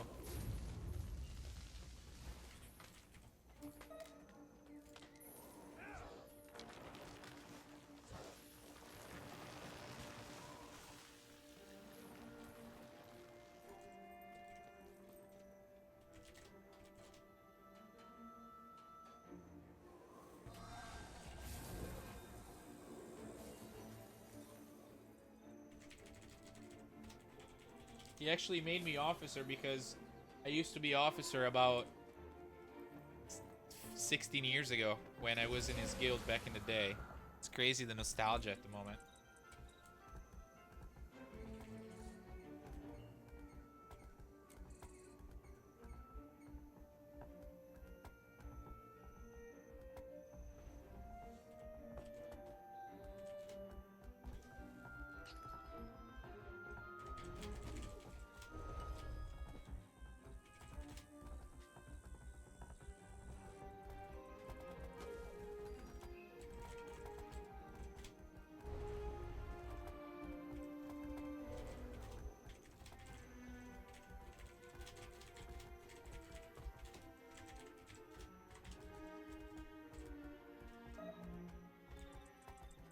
Really cool ship.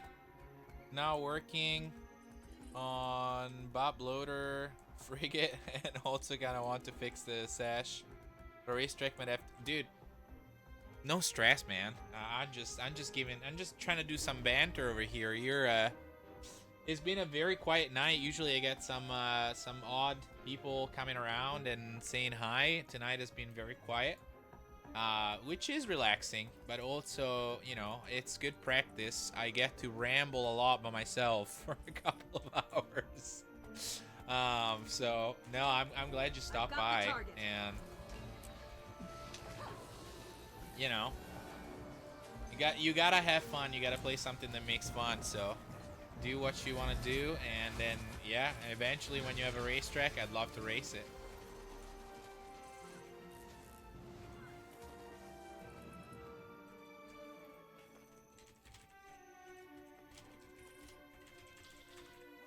I shit you not, this alliance is this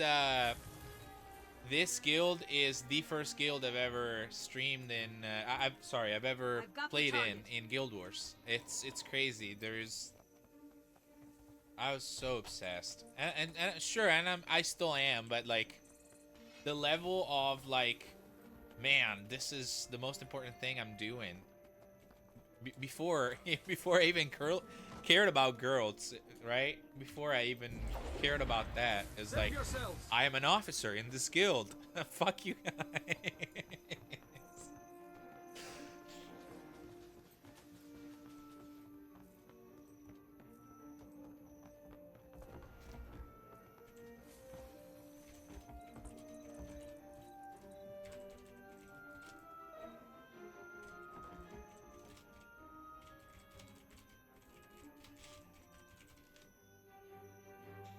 Guild Wars comes first. Yeah, I mean, Guild Wars before bitches. You know what they say?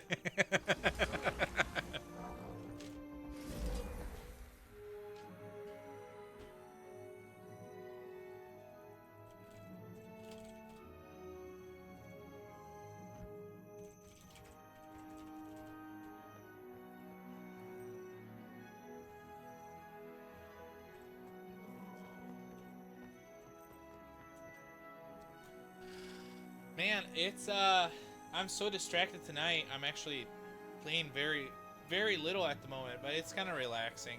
I'm working on these long-term goals in Guild Wars 2, and it's okay. It doesn't matter. It's no biggie. So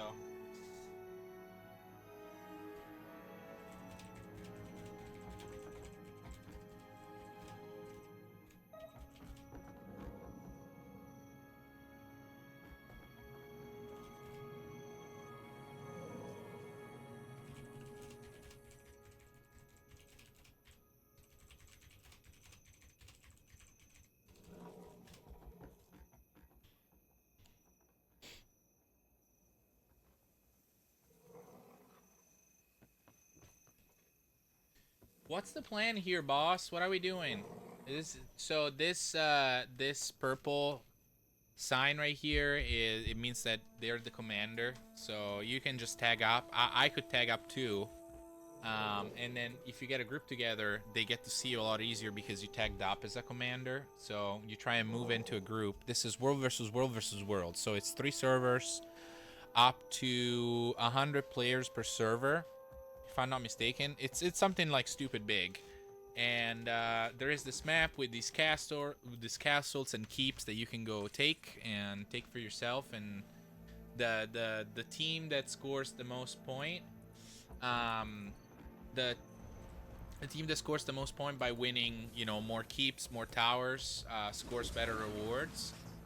And so it's very important as a group to be following the commander, because you never know when there could be a group of other 20 people right around the corner, and so now you're getting into a fight. So not following the commander, it's very detrimental. So we should try and we should always try and follow good direction, good command. And a good commander makes a huge difference, because the way that damage is distributed in Guild Wars 2 is, if I do a skill that does, I'm gonna start throwing numbers around, right? 10k damage, and it affects a certain area, right? And it's an AoE skill.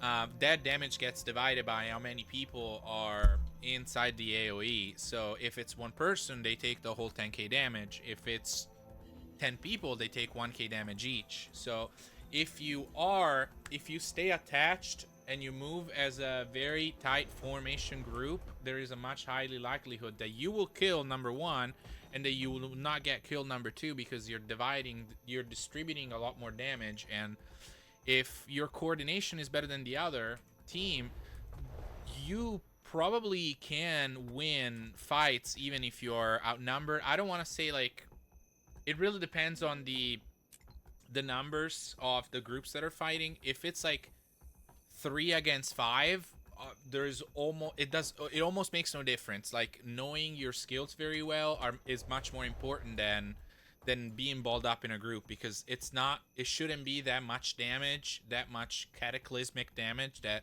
it makes a difference. But if you're fighting 10 against 30, better coordination sometimes will make you win. I have seen it. I have seen us being able to whoa, hello. Armored up.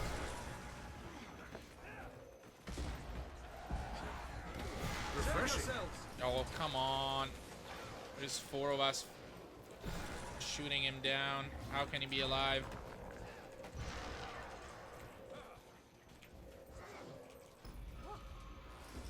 Yeah, there are some builds.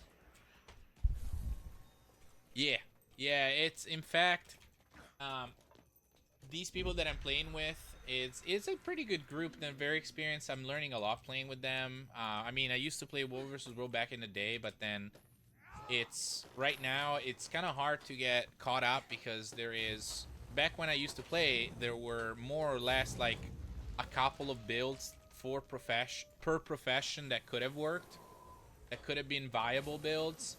And now there are That feels good. 10 builds, 15 builds maybe per profession that can be viable. So now it's kind of crazy to just be able to know what you're up against and knowing it all by heart. Like, you have to be an extremely hardcore player to be able to do that, in my opinion. And with the time that I have available, I'm just not caught up. So I try to focus on staying alive, tanking, healing, and I add damage to the group, but mostly I try to be a punching bag. I kind of try and I put myself in the middle, but I also know that I have a lot more toughness, a lot more. Basically, I'm a bigger tank than most of my teams, so maybe I can take like 3 or 4 more punches than them, and so that allows them to people not focus on him, so they can do a lot more damage. So if I do that, I'm doing what I'm supposed to do. At least with this build, I could definitely get some builds where I'm more of a hybrid.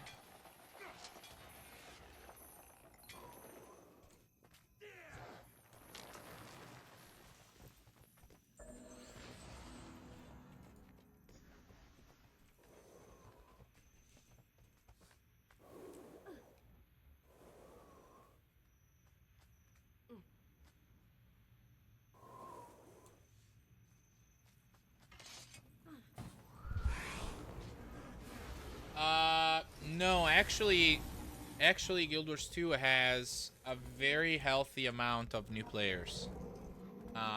Yes, there are the people that spend the most money are the veterans that, sunken cost fallacy. So I've paid money, so I can't give up this game, or I can't invest in a lot of other games because, sunken cost fallacy. I know you understand what that is. But there is, being that the core game is free, there is a very good amount of people. Like, I could go to a starter zone right now, and I tell you, it's 6 in the morning in Europe. It's 7 in the morning in Europe or something like that. And I'm still gonna find some new people, some new characters, at least. You can't know if they're true brand new people, but you might see a lot of people without a guild and with a brand new character, which means that there is a decent chance that they are brand new people to the franchise. Plus, like, if I observe them play for like 2 minutes, 1 minute, I can probably tell you whether they are brand new or not.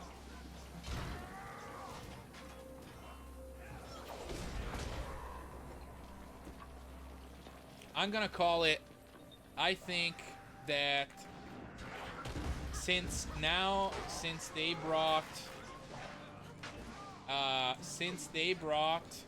Guild Wars, the original game, to mobile, which you should try, but I don't see you trying it, so no stress. But if they bring it, since they brought it to mobile, and the mobile port, I don't think it's as easy as some console, I think that is not out of possibility that it'll come, that Guild Wars will come to Switch. I would love to play my original Guild Wars on the Switch, because I already pick it up from my phone.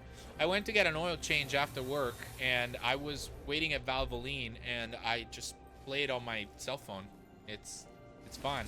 If I had an actual decent screen, it would be so much more enjoyable than just, you know, this big. And I have a controller for the phone, which makes holding it a little bit better. Oh yeah, no, Guild Wars 2 overall is one of the healthiest game. In the MMO space, it's one of the still healthiest games out there. Population wise, it's hard to tell because ArenaNet doesn't tell a lot of data about the people that run the game from their launcher, and most people play from the launcher because it got added on Steam only recently, like 3 years ago. So like a big chunk of players are from the original launcher, and they don't release data for that. So like if you look it up on Steam, you're gonna say, wow, this game is dead. It's like, it ain't. It's the complete opposite. Physical card for it, yeah, I would. If I had to guess, they're not going to do that, Phil, because the team, the margins that the original Guild Wars runs with, it's like such a small team that for them to take on the cost of releasing a cartridge, they would need to sell a lot more. And the team that works on Guild Wars full-time is, if I had to guess at ArenaNet, it's probably less than 10 people. So it's just an extra expense that they wouldn't take it.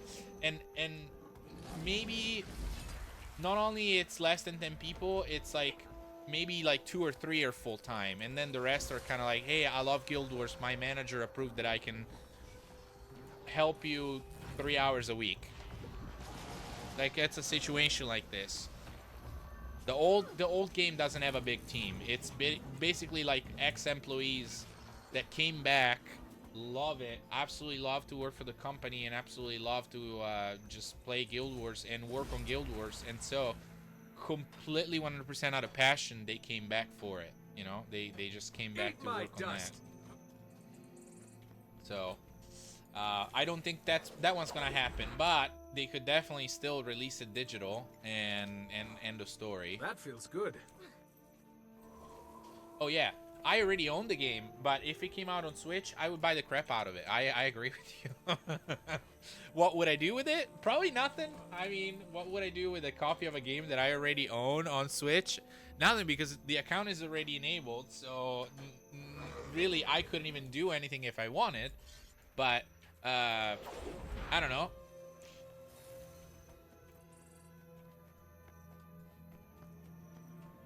Hey, maybe I gift it to you and just bother you about it, you know?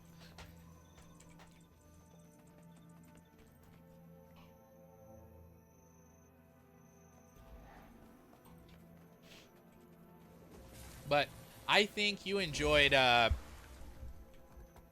remake is coming out fully on cart on Switch too, and I was thinking about getting it, but already have it on PC. I would get Guild Wars on Switch for sure. I would bug you to try it. That's guaranteed.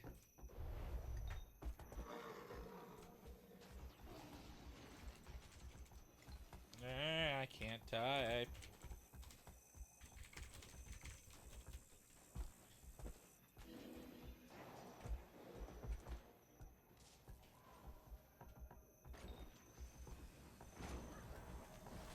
I actually recorded a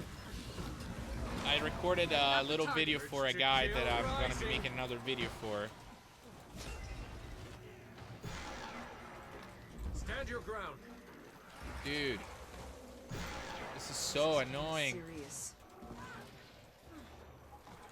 Some classes have so much mobility that they just can keep running straight. It's so annoying.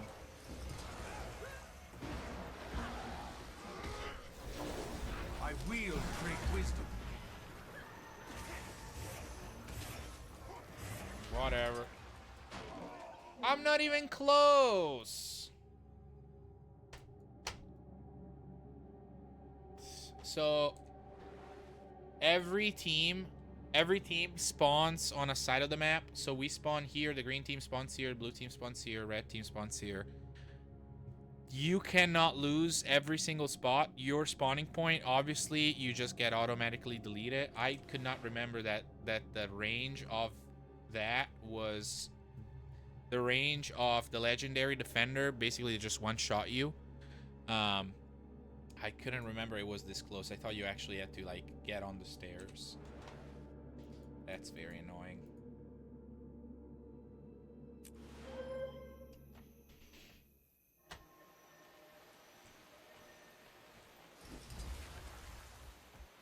No, so Guild Wars, being that it's older style, like, it doesn't have a crap ton of crafting, and it's much more linear than Guild Wars 2. It's when Guild Wars came out, the way that the developers actually defined it was a cooperative RPG. It wasn't an MMORPG. People just loved it enough that they wanted to talk about it, and they didn't want to be the odd ones out saying, hey, I play a co-op RPG. Beware, it is not an MMORPG. They just started calling it MMORPG, but it's actually much more relaxed and small scale than an MMORPG, than a traditional MMORPG, because it's instant based. So when you are in outposts, you can see other players, and then when you go out into the open world, it's instant content, so you can't see other players other than the ones that you partied up with. So most of the world, the biggest part of the world, you don't actually feel like that MMO feeling of, oh, there's people doing random things around me everywhere. The world feels alive and populated, and it feels different. It feels a lot different. It's much more tactical, strategical. You're a really smart guy, Phil, and you like games that make you think a lot, and they give you puzzles. And Guild Wars, if you play it on normal mode, it's never way too hard. I'm gonna admit it. It's okay. I'm not gonna try and sell you something that's not true, but I can tell you that it's the hard parts of the game actually require you to think about your build and adopt your heroes and adopt your skills and adopt your armor to be able to actually run specific content. So it's you might actually like, you know, build making, yeah, like selecting your skills, selecting your gear, optimizing it. That's the kind of stuff that it kind of does not necessarily make it feel like just a generic MMORPG. It's really specific to Guild Wars. You have only 8 skills. It's not like World of Warcraft where you have 72 and there is a global cooldown and blah blah blah blah. It really doesn't feel like that. It feels much more strategic and engaging. And especially if you play it alone and you also have to control your heroes, there is a lot of thinking strategically about what you should do whenever things get tough. Because not all parts of the game are gonna run with the same exact mechanics. And especially when you get to the hard mode, there is some cooperative missions that you can do in hard mode that in normal mode they're absolutely banal because it's the beginning of the game and they're easy. It's not really hard to do them at all, even if you don't have great builds. But in hard mode, they become like exponentially harder, and you only have like a small party. Maybe you have like 2 heroes available or 4 heroes available. Hold on, I gotta lock in. Refreshing. Wow, they do damage.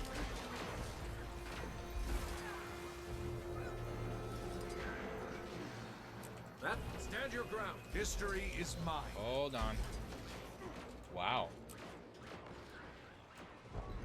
They're good, not gonna lie. We're in bad shape here.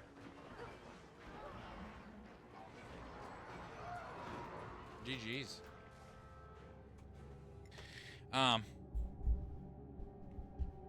Yeah. You might actually really enjoy it. Like the starter missions where you only have like a party size of 4, if you don't actually use your brain, you'll just get obliterated.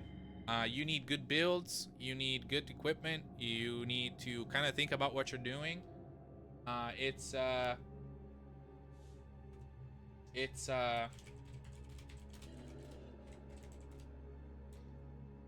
really easy to mess it up, not gonna lie. So I have a lot less hours in War vs. World than my team, and my team got also their ass kicked. GG's, these guys are good.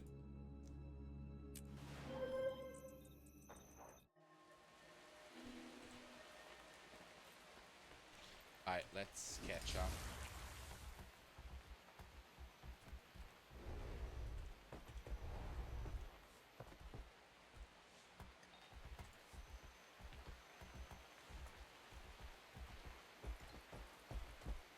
Oh, hey Phil. I don't know if you heard the news. I know Hannah probably has let Ebeth know. Maybe, I don't even know, but they offered me the job, and they approved the vacation to Italy. So I start next week. Tonight we celebrated with some sushi while I was watching the US get their ass kicked in soccer. So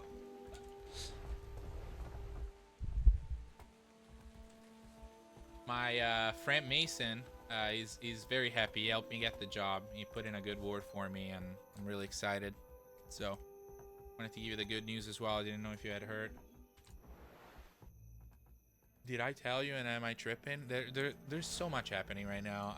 There's a chance I told you while camping, but I think I told you guys they offered me the job, but then I had to verify that they had approved the vacation. So today is official. They're okay with it, even though it's not the greatest timing for starting a new job.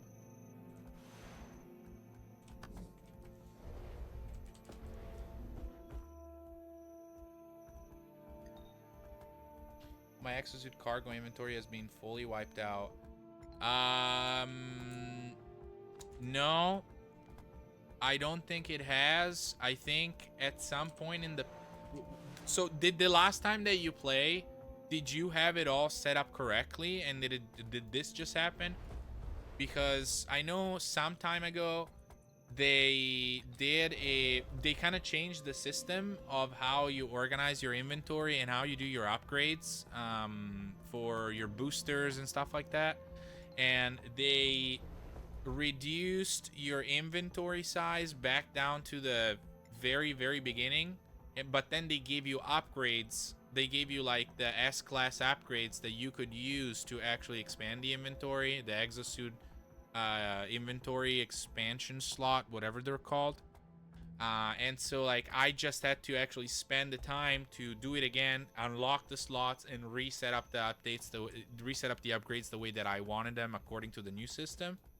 So if you played last week and it was all correct, then it is a bug. If it is like, if you didn't really notice last week, it might have been like that for a while.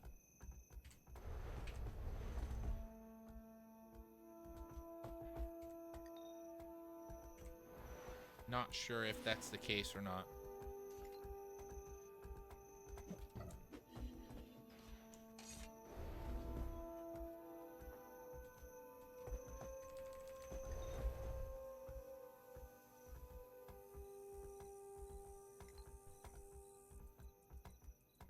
I still gotta do Duolingo.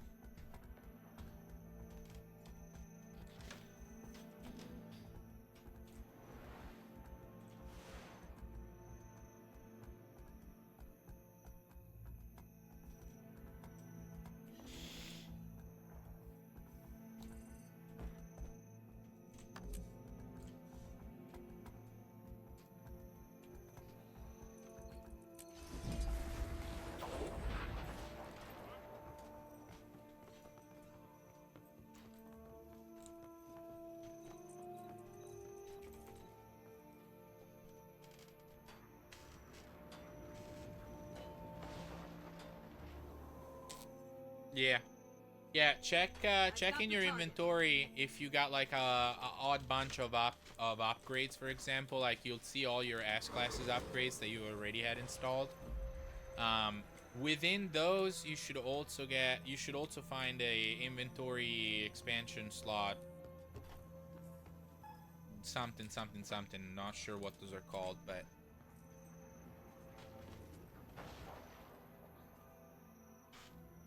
yeah, they did that like a year ago, I think.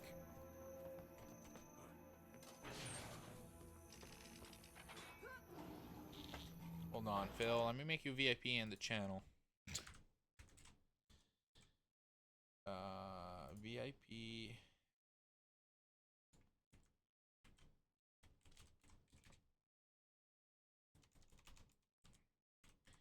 So you have a cool purple diamond whenever you come and ride in here. So maybe you have one tiny X. Unable to add VIP. Your mom. What the heck? Did I write your name wrong? That's not out of possibility. It's quite possible.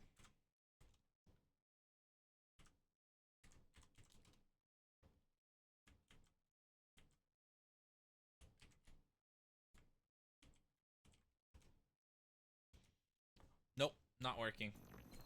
This is the level of professional streamer acumen that I've accumulated over these years. Maybe my VIP list is full because I don't have that many followers. That's possible. I'd have to review who's a VIP at the moment.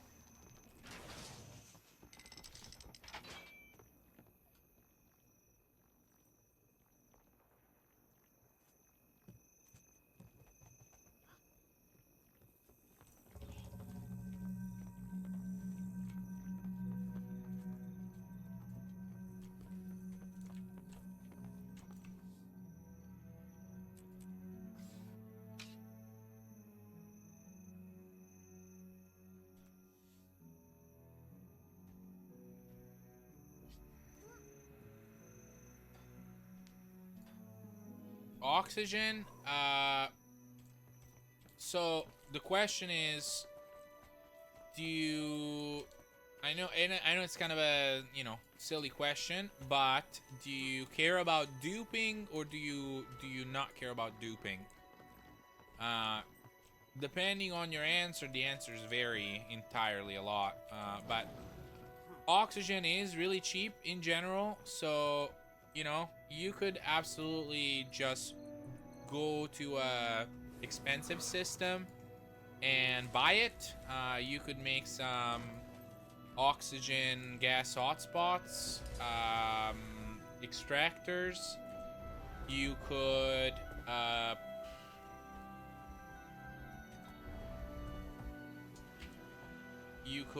absolutely just buy it. You could farm it. Oxygen is one of those things where, oh, we got people. We got a few people actually here. Let's go.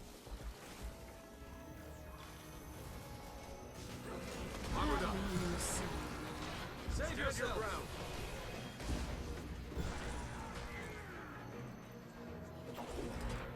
They always run. Annoying. Yeah, if you don't care about duping, just go on a planet. Like, if you have any at all oxygen on you, just start duping. I mean, you have played enough. You've earned the right to dupe in that game. Like, there's so much stuff that we're not caught up on, that we don't have the time to keep up with every game that's out there that we like. That just get it done, have fun. As long as you're not ruining anybody else's gaming experience, duping is fantastic. It's actually, I was against it at the beginning, and then I was like, I have kind of done everything there is to do in this game. Now I would rather just keep up and have more time to play it, and more time to also play other games. So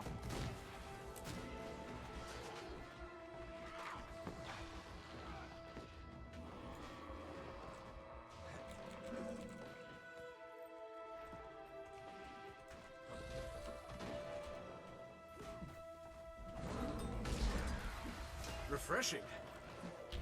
Armored up. Save yourselves. yeah, as long as you have 1 oxygen in History is mine. 3 minutes of duping, you'll have 2 full stacks. Like, You can never have too much treasure. the basics materials, Phil, anytime you happen to be in a space station, if your stack is not full, just buy it. Just buy whatever they have, because you're never gonna sweat about money with our farms.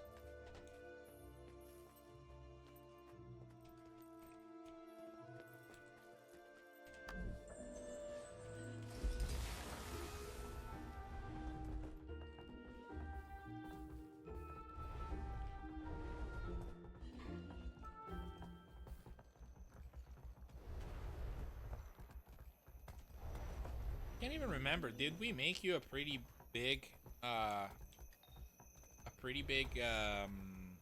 activated Indian farm? I know it's not worth that much anymore, but it's just still a decent cash cow. It used to be absolutely astonishing before. Now it's just like mediocre, but any mediocre cash cow is still a cash cow.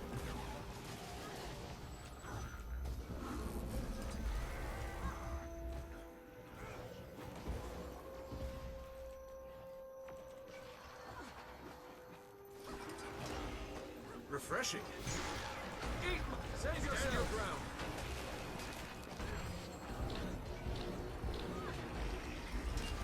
Can't breathe. How much damage does this guy do?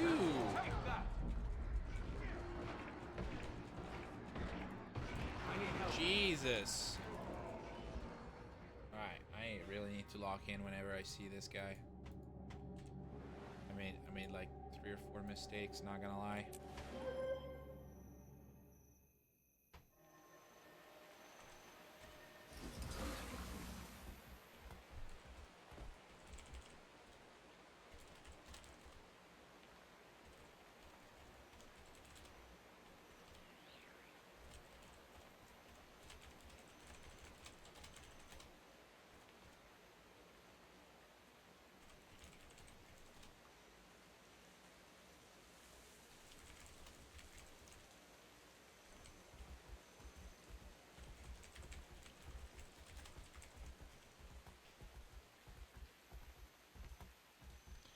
Yeah, exactly. Like, you just get in, pick it up, sell it.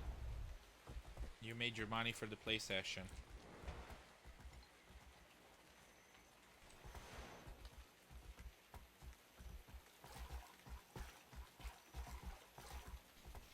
What time is it? 11:17. Okay, I gotta. Before I go to bed, I gotta upload to YouTube the stream from last week, which I didn't get done. I didn't have time. And tomorrow I gotta update today's stream to YouTube and make the little guide video that I filmed earlier. And then I hope I get more time, a little bit more time soon, because I definitely want to come up with a little bit meatier projects than just little tiny guides. Guides are fine. They're something that people are always gonna need. Sometimes they need them, sometimes they don't need them. Sometimes they're way too easy and I don't need to cover as much stuff as I do, but I'm mostly taking it as a good exercise in making videos, honestly. Just getting a little bit quicker at putting together a video and publishing it. At the moment, I feel like I'm still so slow.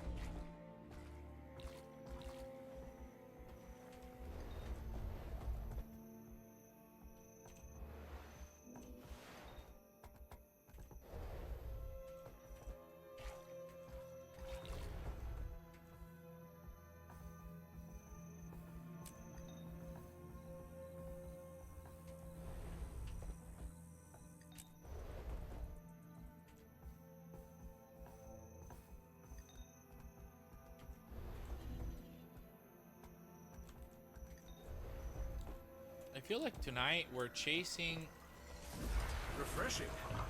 we're chasing a lot. We're chasing like these 3 or 4 people that are just going around the map and taking down castles alone. And that's Restore. slowing us down a lot. Cleanse. Usually Believe. we take a lot more keeps.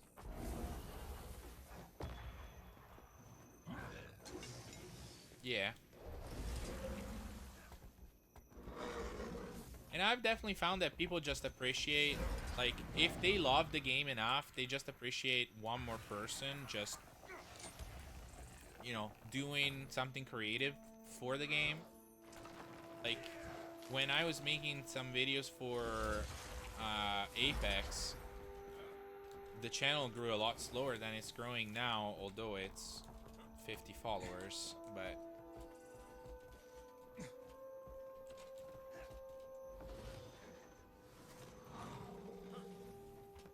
I want to do the giveaway at 100 followers. I think I'm gonna change the rules of the contest. Instead of people having to find the short where I announced it, I think I'm gonna let people do it in every video. Every video that I post, I'm gonna have to check them, and then when I reach 100, I'm gonna put all of the names in a.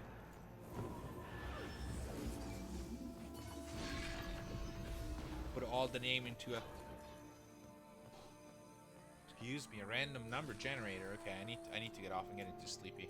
There's no point yawning in front of people.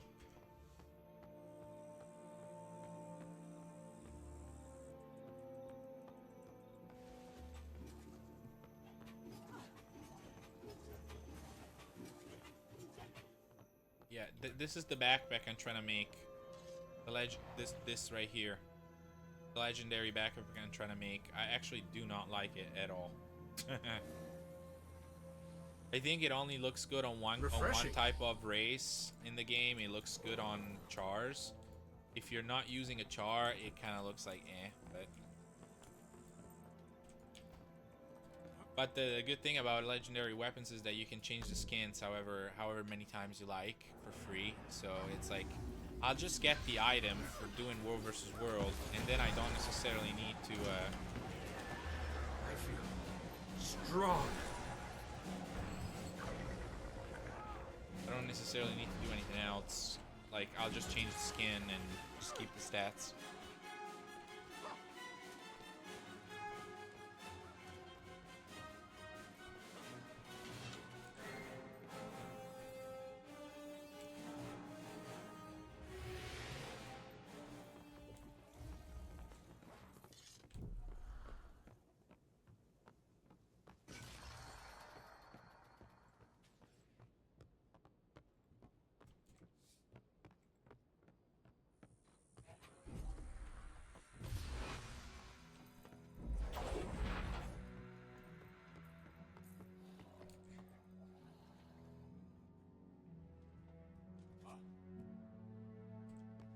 Okay. In your technology slot, so in your exosuit, so that's what I was saying before. But like the Atlas V3 is not a technology upgrade, is an item in your inventory. That's why it's confusing me. But your technology, like your booster, your visors, all of that stuff that goes into your the visor, that stuff goes on the multi-tool. So I'm actually struggling at the moment. Oh, your shields, and your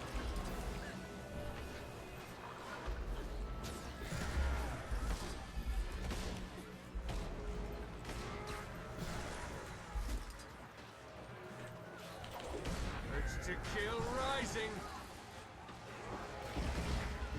Where am I? Strong.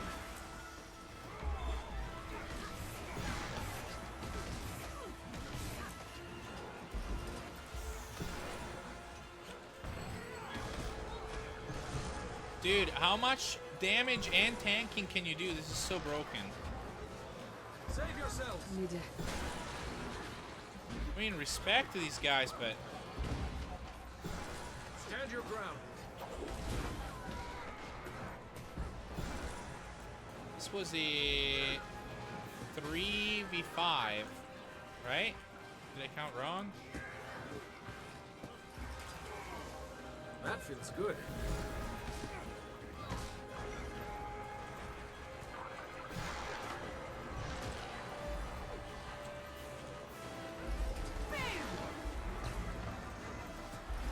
They got good builds, not gonna lie.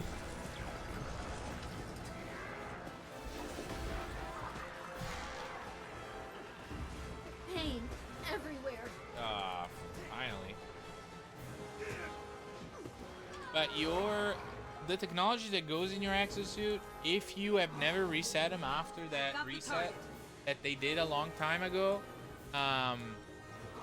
you would have them somewhere in your inventory, but you still have to go ahead and actually reinstall them.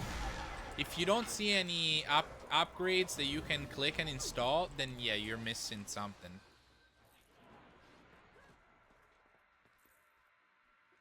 Is all still there. Okay, but you're saying you're missing some actual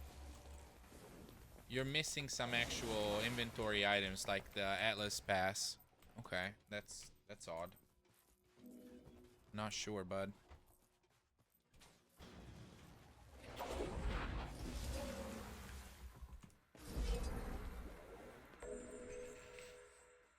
At least I didn't get my ass kicked the whole night.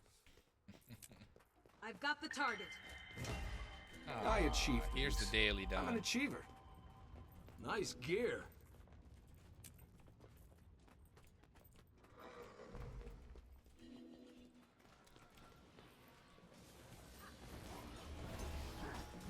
Urge to kill rising.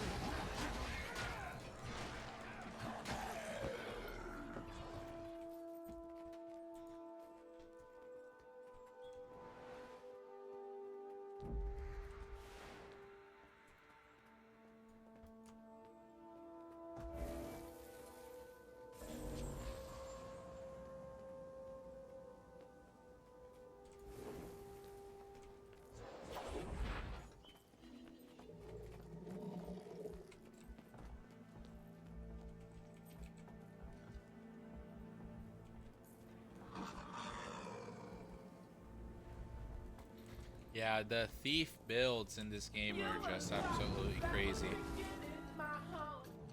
Hey, just got a follower. Is there a music? Hey, I can't even read. My eyes are tired. I apologize. Lexum Lunis. Hi, welcome. Thanks for the follow. I appreciate it. Is there a... Oh, Thryden! What's up, buddy? It's good to see you. Thanks, man. Thanks for the ride. I appreciate it. What's up? How was your stream, Thydren? But the Bard class, so a Bard class, yeah, there is. I can't remember. Hold on. I need to be able to give you an answer, but it's one of the professions for the Mesmers. It's one of the specialization for the Mesmer. Is basically the closest thing that this game will ever get to an actual D&D bard. So, let me tell you. I think it's called a minstrel. Minstrel, Guild Wars 2.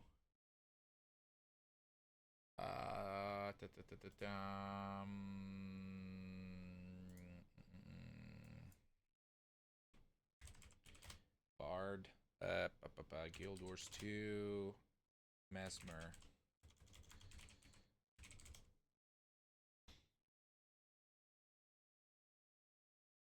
Yeah, so the whole class of the Mesmer is considered to be the Bard. So if that's what you like to play, I suggest the Mesmer. Now, something to be said about Bards to keep in mind is if you're playing it because you want to be in general a support character, one good thing about Guild Wars is that you can kind of do all type of professions with all type of classes with every kind of profession. Yeah, we're World versus World enemies. Yeah, we'd have to be in the same guild, Tydrin, in order to be able to play together.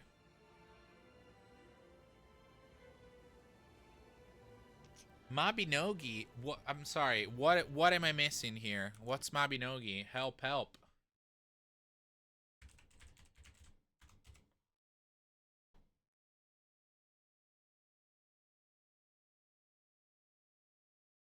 Ah, okay, all right. I might have to look into it, guys. Oh, Lexum, do you currently play Guild Wars 2, or are you just starting out? How's it going for you? Okay, you currently play it. Great. Then I'll give you. I'm just starting out. Welcome. Oh no, I don't have a 1v1 build. This is pointless. Stand your ground. I'm supporting. I do support in World versus World. I'm bleeding. I got distracted. There is no point. You.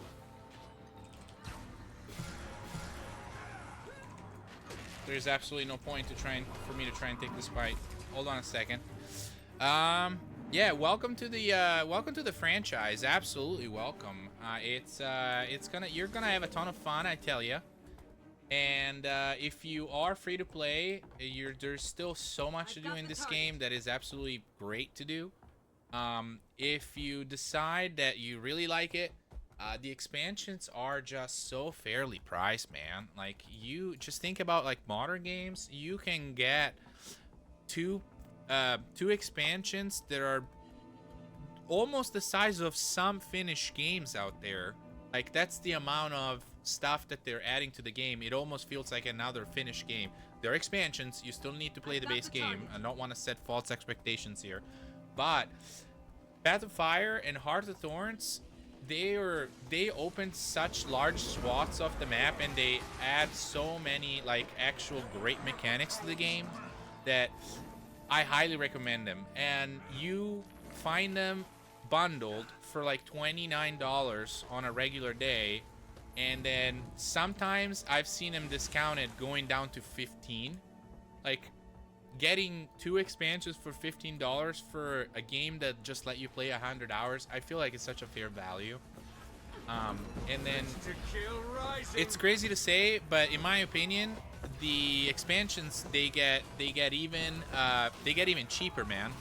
Because not cheaper, but they get better. Sorry, that's what I meant to say. They get better as time goes, because the graphical output that they can actually deliver in later seasons, just because they have mastered their craft so much over 14 years of production, it just gets better and better and better. Like, you can see, like, every expansion, they're just pushing it a little bit harder, a little bit further. Maybe they don't always deliver the same amount of content, I'll give you that, because for me to be a good advocate for the game, I have to be honest about what they do right and what they do wrong. What they do right is that they understand that people are going to play other games. They're very respectful of your time. So horizontal progression. So once you have good gear, it's always going to be relevant. End of story. Nothing else. But then something else to keep in mind is that they switched their model of producing expansions they shift their model to producing expansions actually a couple times. So the expansions have a variability of the size of what they deliver to you that is not always consistent. So, oh, voice actors, that's always been a big thing. Yeah, absolutely, for sure. And not only do they have voice actors, but they get a lot better over time. Like, if you are having a good time with the voice actor in the base game, the narration style and the actual effort that they put into delivering the story in the actual expansions, where the game was actually making them money and they could hire more people, and they didn't feel like, oh, this is a massive investment and we don't know if it's gonna work. Those are actually, like, the story in the expansion gets exponentially better. So if you're enjoying the core game, you're only in for a fantastic ride. So welcome, absolutely welcome to the game. But I was gonna say, since you're new to the game, if you need a cash infusion, you can try your luck. I'm doing a contest at the moment. If you check out my YouTube channel, here, let me do this quickly. If you check out the YouTube channel and you like, subscribe, and write your in-game name in a comment, pick a video, any video. There is not enough at this point on my channel that I will lose track of you. When I reach 100 followers, I'll be doing a live stream right here. We'll film it, we'll put it on YouTube, and we'll do it on Twitch first live, and then we'll also publish the video on YouTube, where if you have done those 3 steps, you have a free entry to win 50 gold. Oh, commercials, good old Twitch.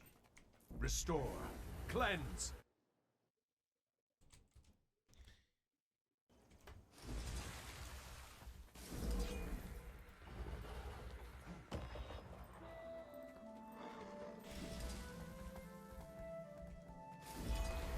Jeffrey Bezos. Riuscite a spararli? No, non riesco. Ok, allora aspetta.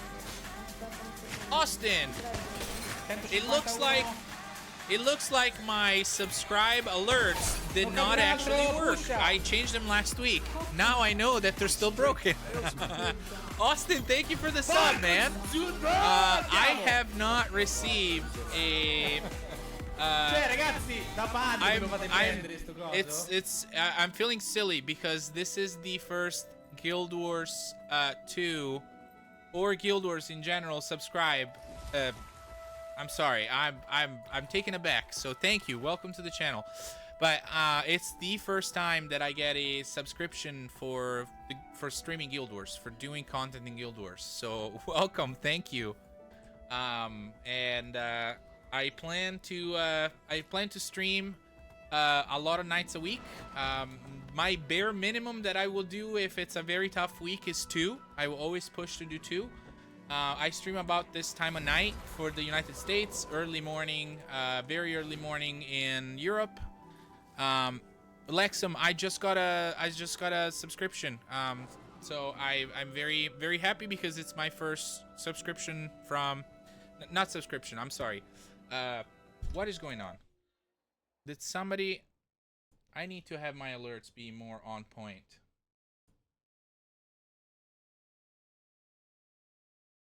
Okay, so I see you put a like to the YouTube channel.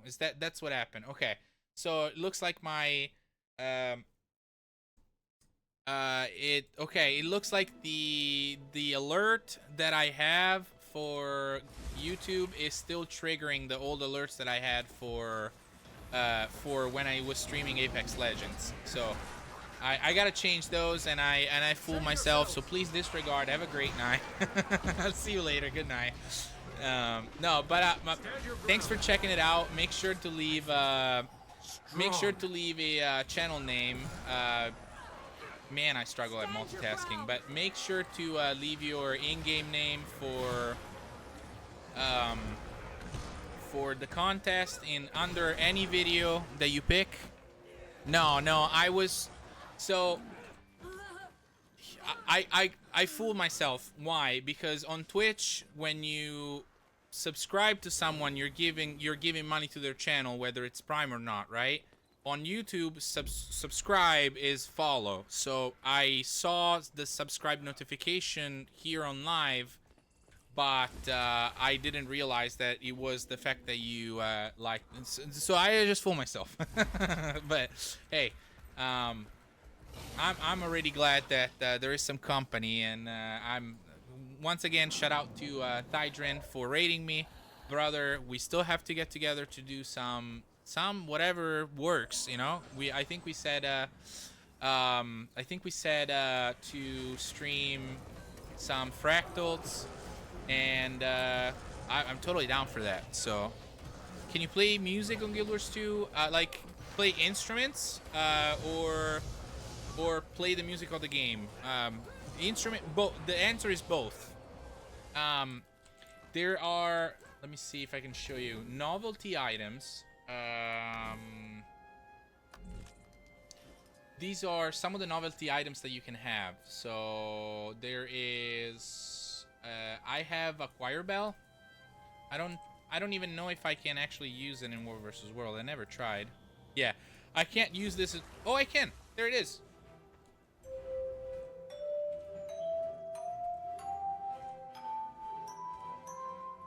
I can press 5 buttons all in a row. But no, I am definitely not a musician. Actually, Phil in chat is a keyboard player, so he could definitely do a lot better than I can. But if you do enjoy that aspect of the game, I strongly consider to just go to one of the main cities and hanging out. There is often people, you'll see them with a full upright piano. That feels good. Not upright. What's the big piano that opens up like that? Yeah, there's a drum kit, there's a piano, there's belts. I might be wrong here. Is there an ARP as well, Tydrin? Do you know if there is that? I have a somewhat faint memory that there is some of that too in the game. Not sure what's telling me that, but yeah, there is people that definitely can play music on it.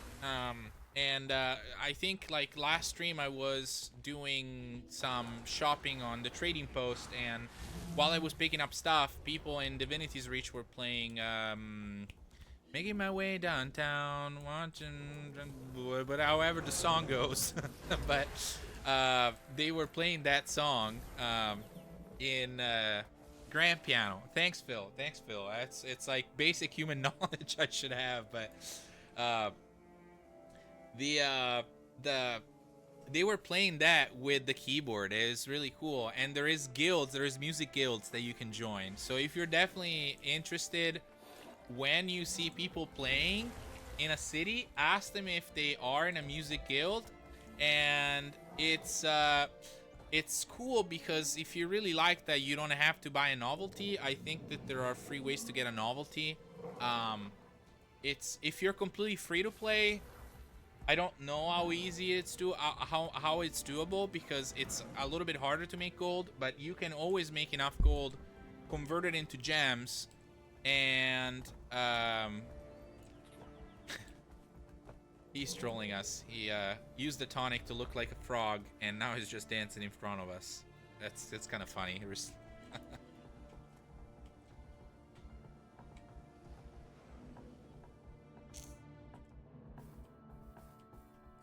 It's an amazing song by John Michael Howell. I don't know if you guys know about Queen and Poet song. I'm not sure I do. Might have to check it out. Oh, yeah. That's true. That's true.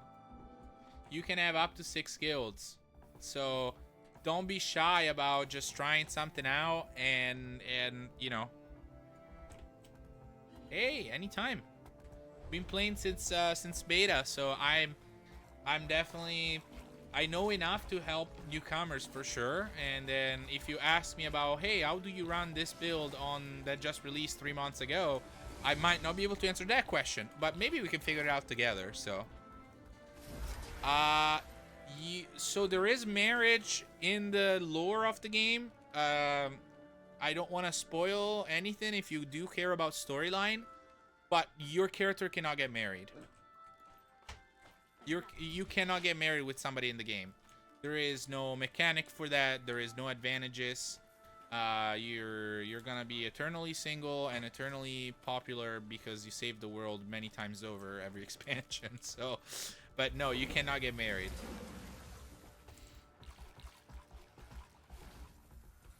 No maidens. Well, there is fair maidens. You just can't marry them.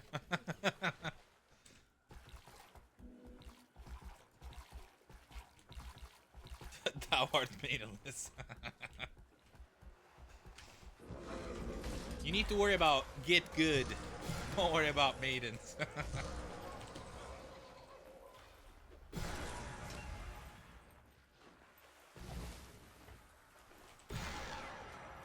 Where are you at right now in the story?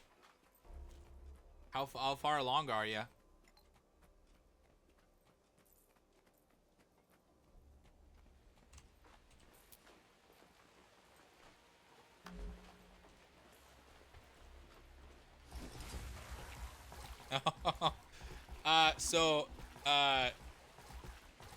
Yeah, Phil.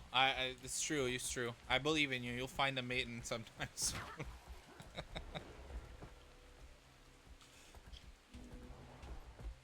I've got the target.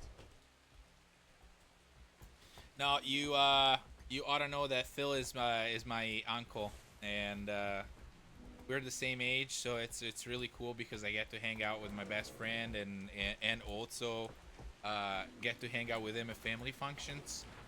And he is married to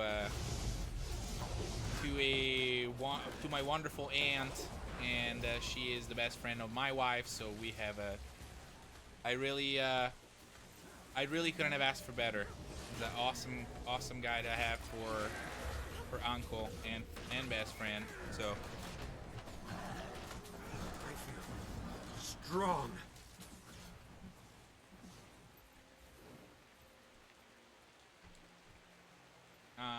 But what level are you more or less? Then maybe I can kind of get an idea of where you're at. Maybe I can give you more pointers too. If you need a guild invite, if you need a guild in general, just let me know.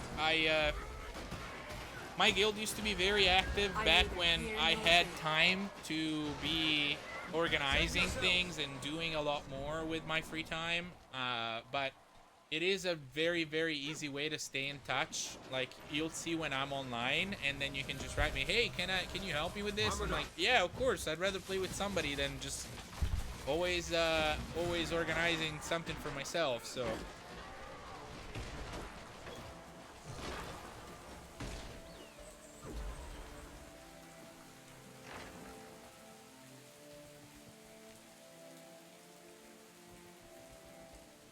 I'm at the Nord Arch when you fight the different chief animals. So you're pretty early on. Okay, so you're a Norn. You picked the Norn, and you are in the northern Shiver Peaks. Okay. Yeah, you're pretty early on. My advice is, first of all, do what your heart tells you to do. Number one, that's always the best advice in this game. There is not, unless you're going for very, very, very, very endgame gear, like unless you're going for legendary,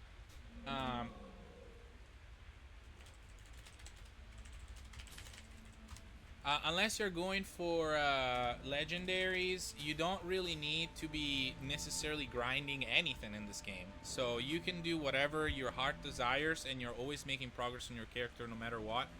And that's one of my favorite one of my favorite things about like the philosophy that the developers adopt with this game.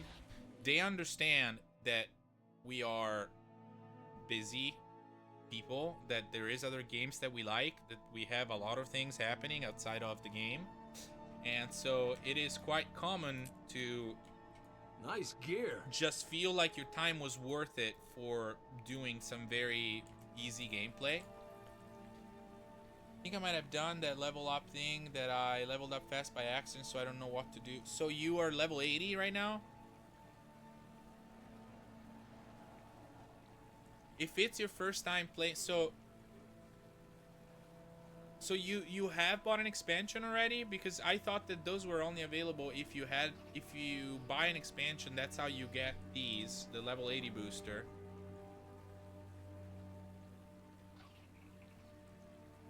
It's my first time playing. So they gave you you had a level 80 booster, but you haven't bought an expansion, or have you bought one? That's the part that's throwing me off. Okay, so you do have the Raptor. Which one did you get?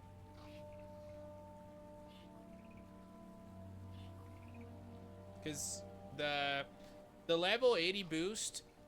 Look, I'm gonna give you like a tiny piece of advice. The level 80 boost is really nice, but the game, one of the flaws of the game is, although it is not like a hardcore game, this is a game that you can make it hardcore if you want to, but especially on your first playthrough, is definitely not gonna feel like an hardcore title, something that's just gonna keep you, oh wow, this was really challenging. Guild Wars 2 is not that way. Guild Wars 1 is more that way, especially when you get later, farther into the other expansions. But Guild Wars 2, especially the core area, does not feel like, wow, I'm sweating bullets to get to the end of the storyline. So, since the game is not super hardcore, they don't really push you to, hey, you really need to max out your gear as fast as you can. My advice to you is, if you have free empty character slots, I got all of them, I think. I don't know how to check. To check, let me guide you. One sec. guildwars2.com, and you go to your account, you log in,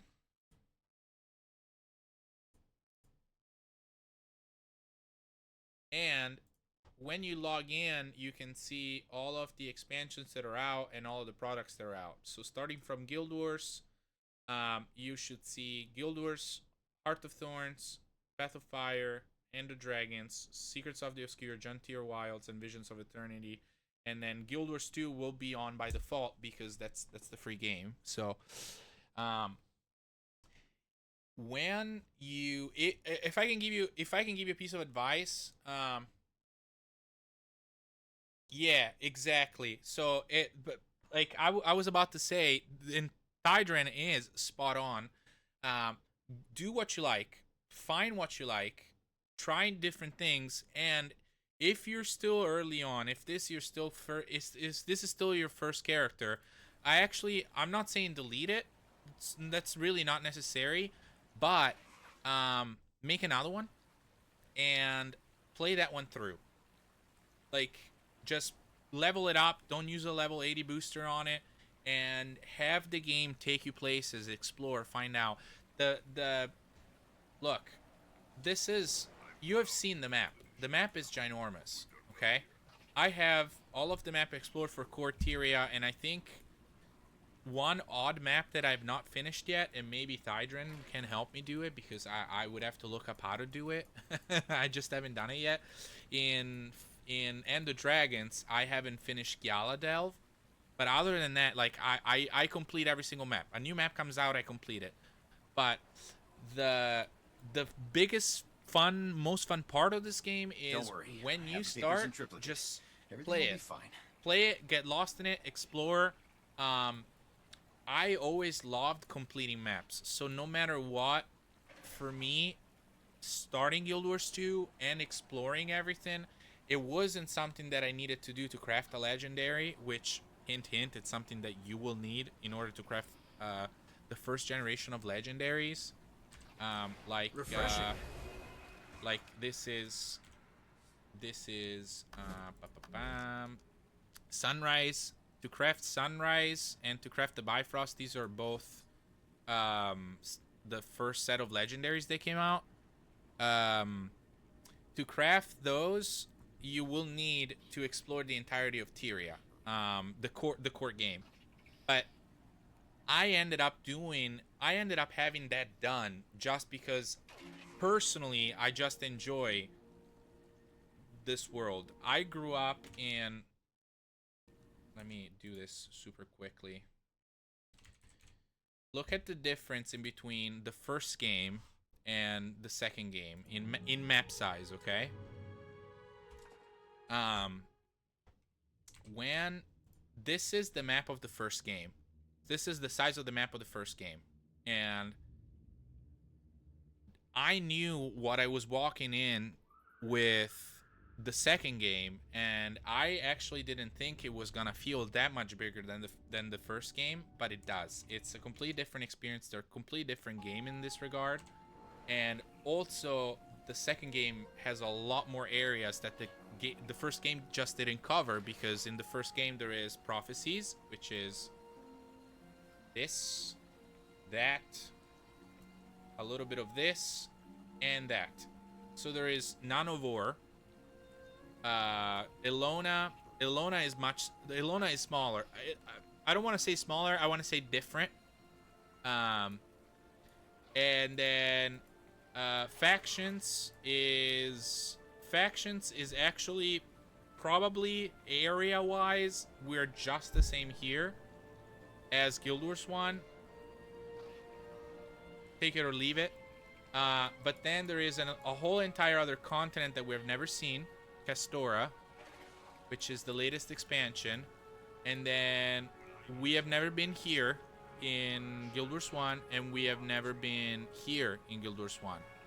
So Guild Wars 2 is just bigger, and the map just feel actually like an open world instead of instance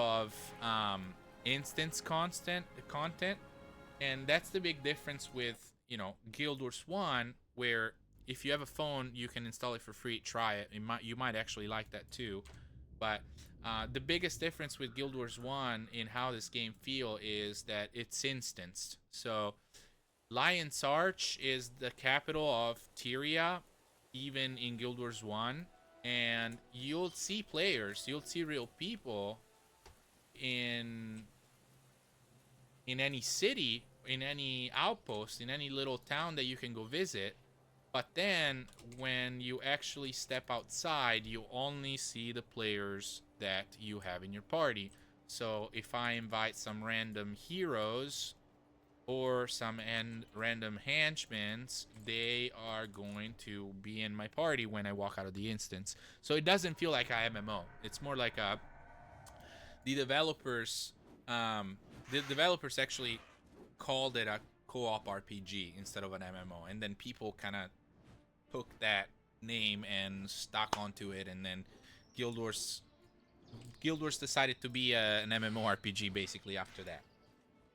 But no, it's they're two different games, but the biggest difference is just the feel of these two worlds is different, and Guild Wars 2 has done an amazing job of just making it feel like a more living world, a more immersive experience where, hey, you just play, like the world is living whether or not you participate in it.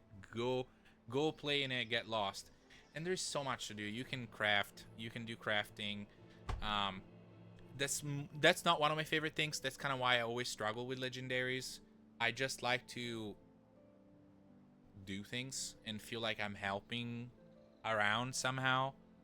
So I always end up like doing like the exploration came natural to me, because like you gotta do the hearts, you gotta help the NPCs, you get to run into bosses. Like you are in somewhere around here, okay? You're somewhere around Holbrack in Wayfarer Foothills in a starter zone. So one of the easier zone where you start doing your stuff, you can spawn a world boss. And not you can't spawn it, but every 2 hours spawns a world boss, and you could see like characters that are level 600 masteries, super advanced guy with full legendary gear doing an event right next to you that you could be level 15. And the content stays relevant, and that's a beautiful thing about the game. So I absolutely recommend you to check out the wiki event timer. So in your games, write /wiki space et, and it will just automatically bring up a event page from the wiki where you can see all the world bosses that are happening right now. So, for example, in 2 minutes, there is the Golem Mark II, which is which spawns in the Asura starter zone. So you can just go there. Did I say something wrong? Yes, I did say something wrong. It's I was thinking of a different world boss.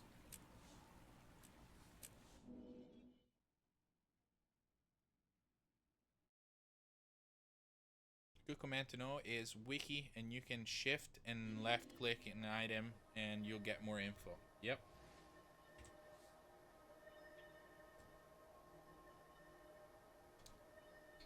So let's see if I actually haven't done Golem Mark II in maybe years.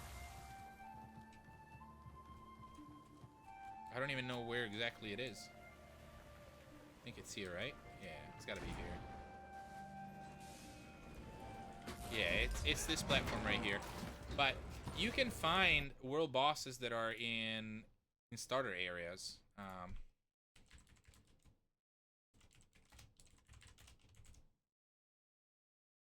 I know the let me think, why am I blanking? Toxic waste evacuation. T-minus 3 minutes and counting. There is in so the Grove. This is the home of the. That's how I'm gonna get Elder Dragon. Now I'm gonna get Download 2 on my computer and not Steam. Well, you can play Guild Wars 2 from Steam. There is not a big difference to you. The biggest thing to keep in mind is that if you decide to play the game and you want to spend money more, well, you already bought everything, so I don't recommend that you do a lot of changing around your account. Keep it, just make a new character and start over, and just get immersed. Just go find things that you like to do. But if you were to bring on a friend to Guild Wars 2, I strongly recommend that you I'm gonna come beat you up if you don't, right? I mean, obviously you can do whatever you want, but I personally choose, when I recommend the game to a friend, I recommend that they do it that they get it from guildwars2.com. Just because I give a lot of money to Steam every year, and Steam is a great company, and I have nothing about them to say that is not wonderful. But since this is my favorite game and my favorite franchise, I prefer to support directly them without giving a cut to Steam. And that's personal preference, but to you as an end user, it won't make a difference. So please play it from whatever platform your heart desires, and be merry. That's a good advice for everyone in particular. T-minus 1 minute and counting until hazardous material evacuation. Return to platform to limit exposure. You can one thing that I would like to be able to do with this game is playing it on a handheld, and you can play it on a Steam Deck. I would love a Steam Deck at some point, but just be aware that the game is not officially on Steam Deck, so it'll run, but the button layout will have to be custom. So there are some button layouts that are pretty good. They work for most classes, but some classes are advanced enough, like for example the Elementalist, where you have your F1, F2, F3, you actually have 3 more. So it's F1, F2, F3, F4, F5, F6. Those with all the buttons on handheld mode, it's very challenging to do. So you can still do it, but it's gonna be much more convoluted. So some classes play better than others on Steam Deck if you ever want to try that. But personally, I would love the possibility to being able to do it. And that's something very exciting about Guild Wars 3, is that Guild Wars 3 potentially could be a game that you can keep in your pocket that you can actually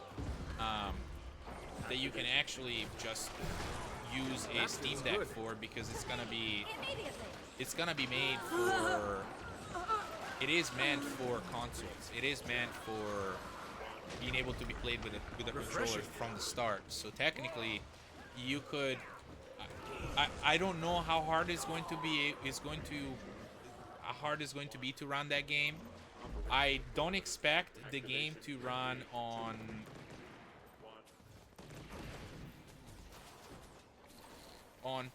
PlayStation 5. If I'd have to believe, is it announced for PlayStation 5? I should really know this. Hold on. I should really know this already.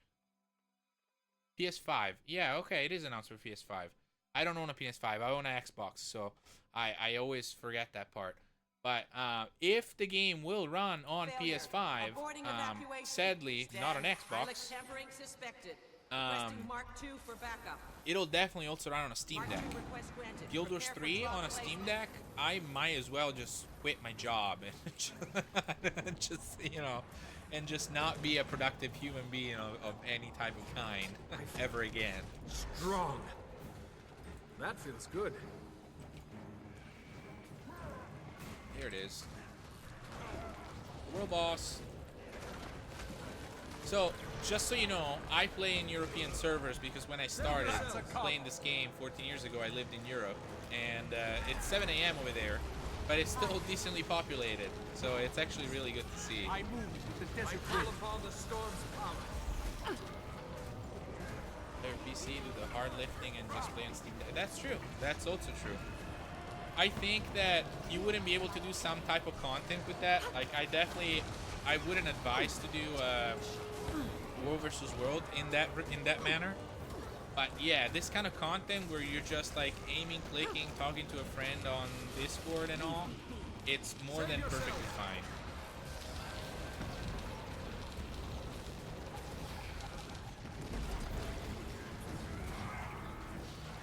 I actually have to use my skills. Come on, brah. Now that's a combo.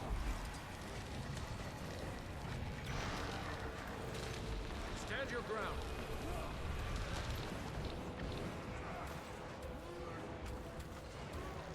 Target marked. That might be a question for Thydrin.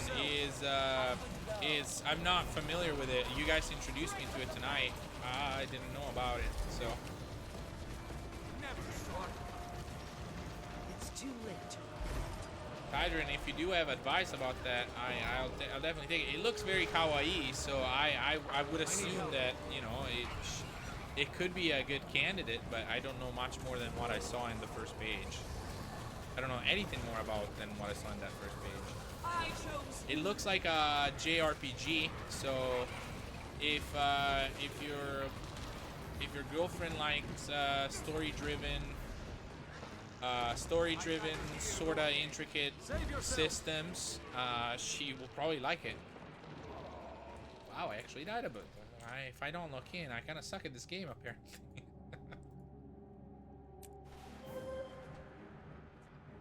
Will this actually work? Of course. Just takes work to make it work. Not even.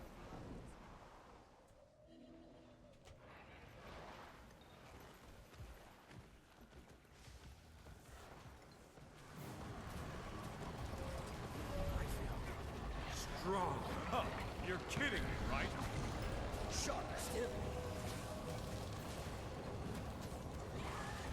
Actually, I've been very lucky. My wife is not a gamer at all, but she has played Guild Wars and finished the core game, and every so often I try to nudge her about playing a little bit more. That feels good. Come here. It's very guild focused though. Nice. Okay. I actually don't mind that. It's just be aware if it is very guild focused, then it might require a little bit more of your time because you're not in charge of when events are going to be happening. You know, the guild organizes it. You just have to be there at that time, and that's fine. That's totally fine. But just be aware that you won't be as independent as you could be on Guild Wars 2.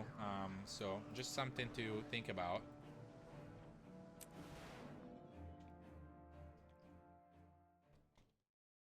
It was actually one of my gripes about making the open world legendary armor, is that sometimes the only time I am able to play is like right now, and so I would go do convergencies, and they would struggle to fill, and we would have to do them with like 30 players instead of like 50, and so they would just take longer instead of doing them like in the middle of the day when more people play. So it's like, since I play in European servers, it kind of makes it odd to do some things, and you could be like, I kind of struggle with that, because I'm like, I already am not the perfect person to do legendaries, especially if I'm trying to do legendaries before Guild Wars 3 come out, which is what I'm doing right now. My objectives are like completely finish the story, which I basically did. I have very little of Visions of Eternity left, I think, so I will get that done. Get the masteries maxed out, so I've actually started going back through expansion for expansion and unlocking more masteries, and then I'll grind them out. So, and the dragons, it's fun. It's fun, man.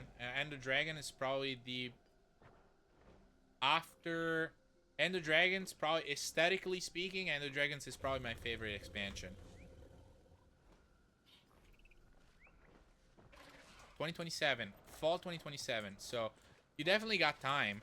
Like, there is 14, 15 months.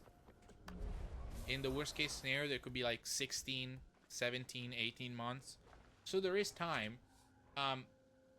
But it is going to take a while, because the open world legendary armor that I did, I actually don't. Okay, let me be more clear. If you play at regular time where a lot of people are active, this is totally viable. If you don't, I don't advise that you do it. Let me give you a really good resource for making your legendary armor or any legendary items. So one of my long-term, very silly goals that I have for my life is to actually work at ArenaNet, which is, you know, sometimes it feels a little childish, but sometimes it feels like I'm always gonna be doing a job that I shouldn't be talking about this, to be honest, on live stream. But let's just leave it at one of my dreams would be to work at ArenaNet, and in order for me to develop any skills to be able to work there, I started doing side projects. One of these side projects is this. That's not supposed to do that. Well, great. That's a great way to start the website showing. But I made a website where you can log in with your account, with your Google account, and also enter your API key from the Guild Wars 2 website, and I can walk you through how to get it if you don't know how to do it. But you enter your API key. I gotta take. Looks like I still got too many advertisements, but if you have an ad block, they will actually, you won't see them. But if you go to, like, if let's say you want to craft something, you want to make an armor, open world armor, boom, all your recipes right here. So there are other websites that do this. One is Guild Wars 2 Efficiency. So I definitely advise you to check that out if that works better for you. This is something that I did for me in order to gain skills that I never had, like actually hosting a website, making an app. This same website, it's also an Android app.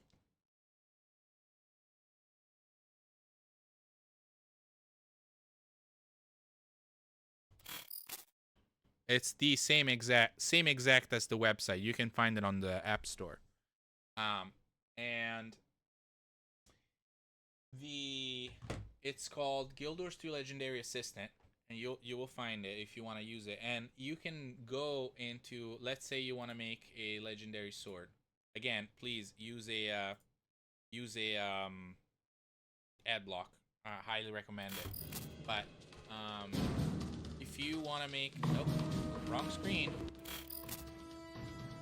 Sorry, wrong screen. I went to the live stream is beginning.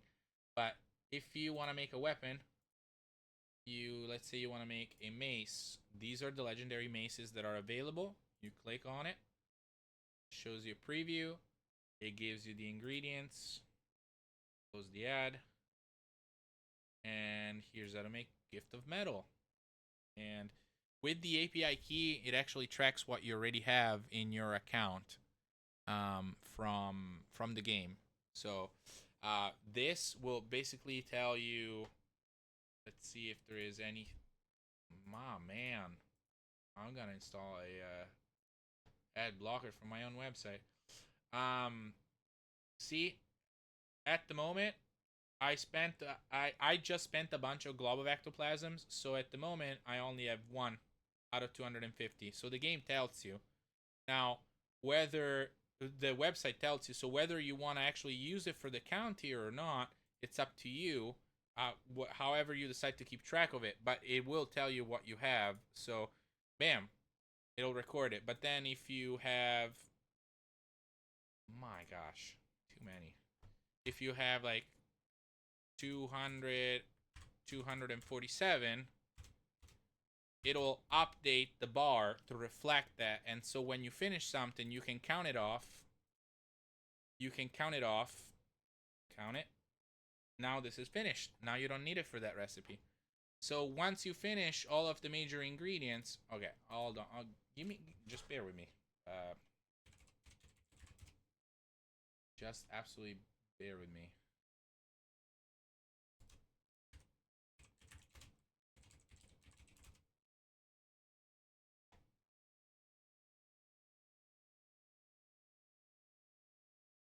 I already have Brave, but it ain't blocking.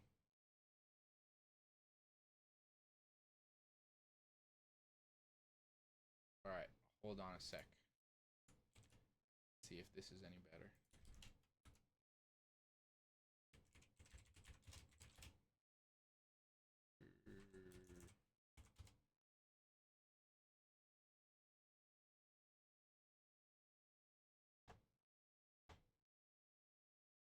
Don't do websites, kids.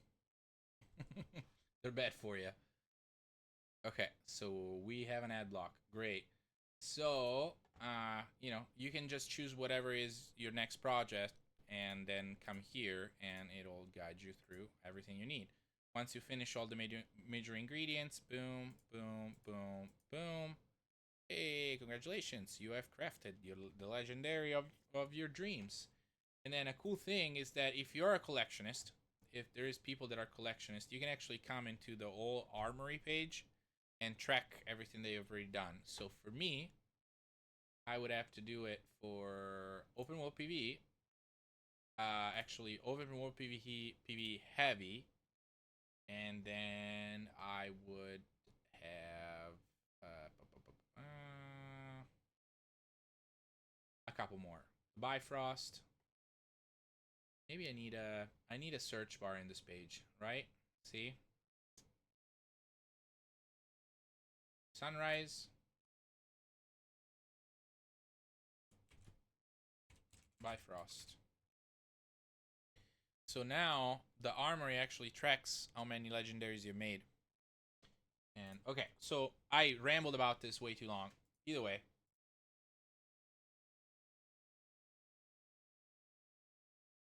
Complete. Oh, world boss is up. Oh man, I completely forgot. Over here. Oh, please, somebody res.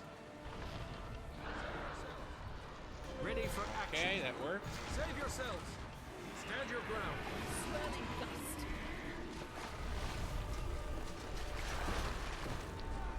Well, yeah, this is kind of the most fun thing about the game. It's just like you'll explore, you'll feel part of the world, you'll find what fits you the best. Oh, dude, no offense taken. I know it's not my strongest suit. To kill rising. No offense at all. Save yourselves. that's one thing that they tell me at work, and I do agree, is I go on tangents a lot. It's easy for me to get lost yapping about something. And when I start yapping, I yap.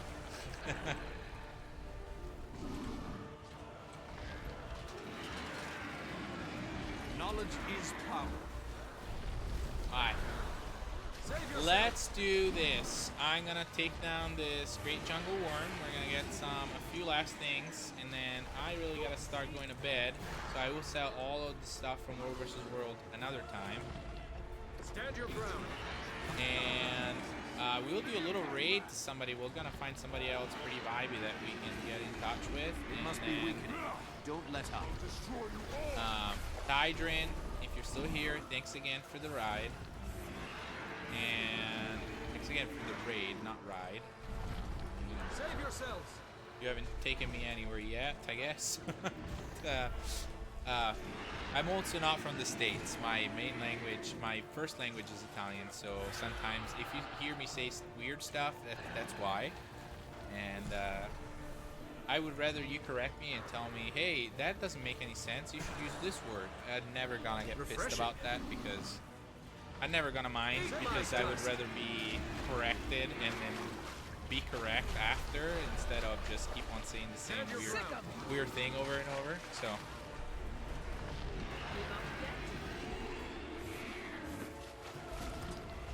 but yeah, Tydrin, we need to get together. And I know I was supposed to write you, so we gotta link up. I will reach out to you.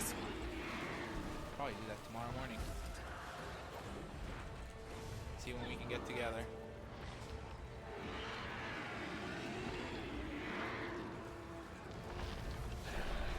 There's not a lot of players. This boss usually goes so quick. It's almost as if people in Europe are working right now. I challenge you. Save yourself. Heart of a volcano. What is happening? Why can I not put damage on this? I'm confused. Oh, CC. We have to break the CC first. I gotcha. Just haven't done it. It's feeding off the husks. Kill them.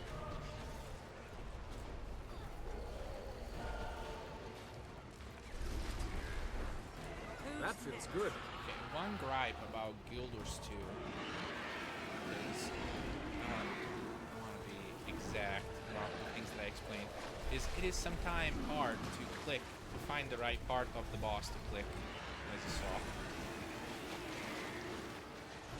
Especially when you're too close. Like, if you're far, the red dot pops out, like you saw that, you can click that easily. But then you get close, if you by chance select another mob on accident, it's hard to see that red thing when you're that close.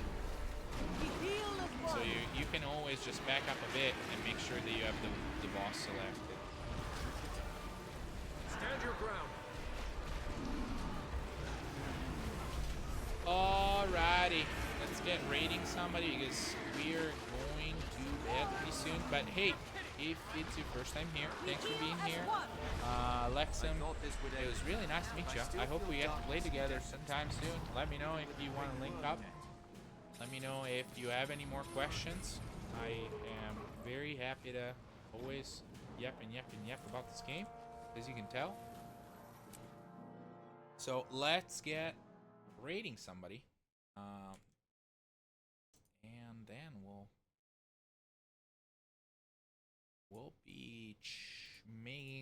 we'll be posting some new videos tomorrow. So this live stream is going on YouTube tomorrow.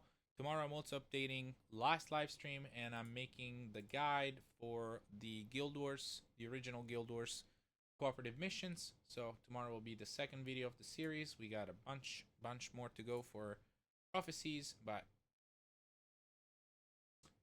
we ain't running away, are we? So Twitch.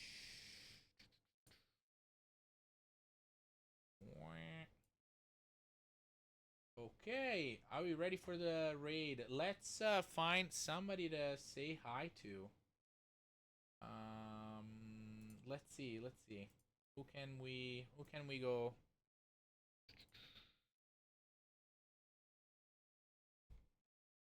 Who can we go meet?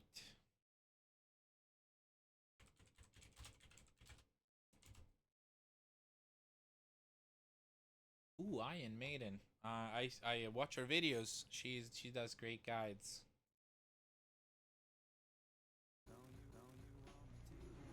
Green.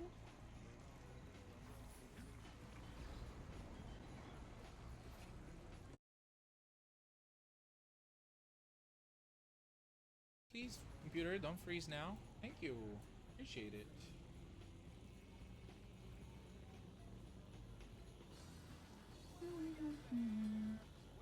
Alright, stick with me, guys. We're almost there.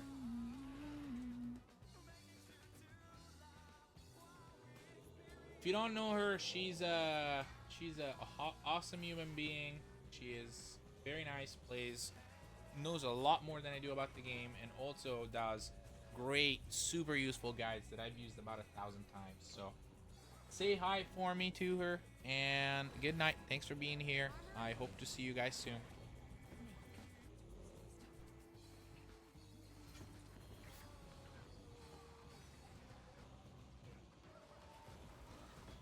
Join the raid, join the raid.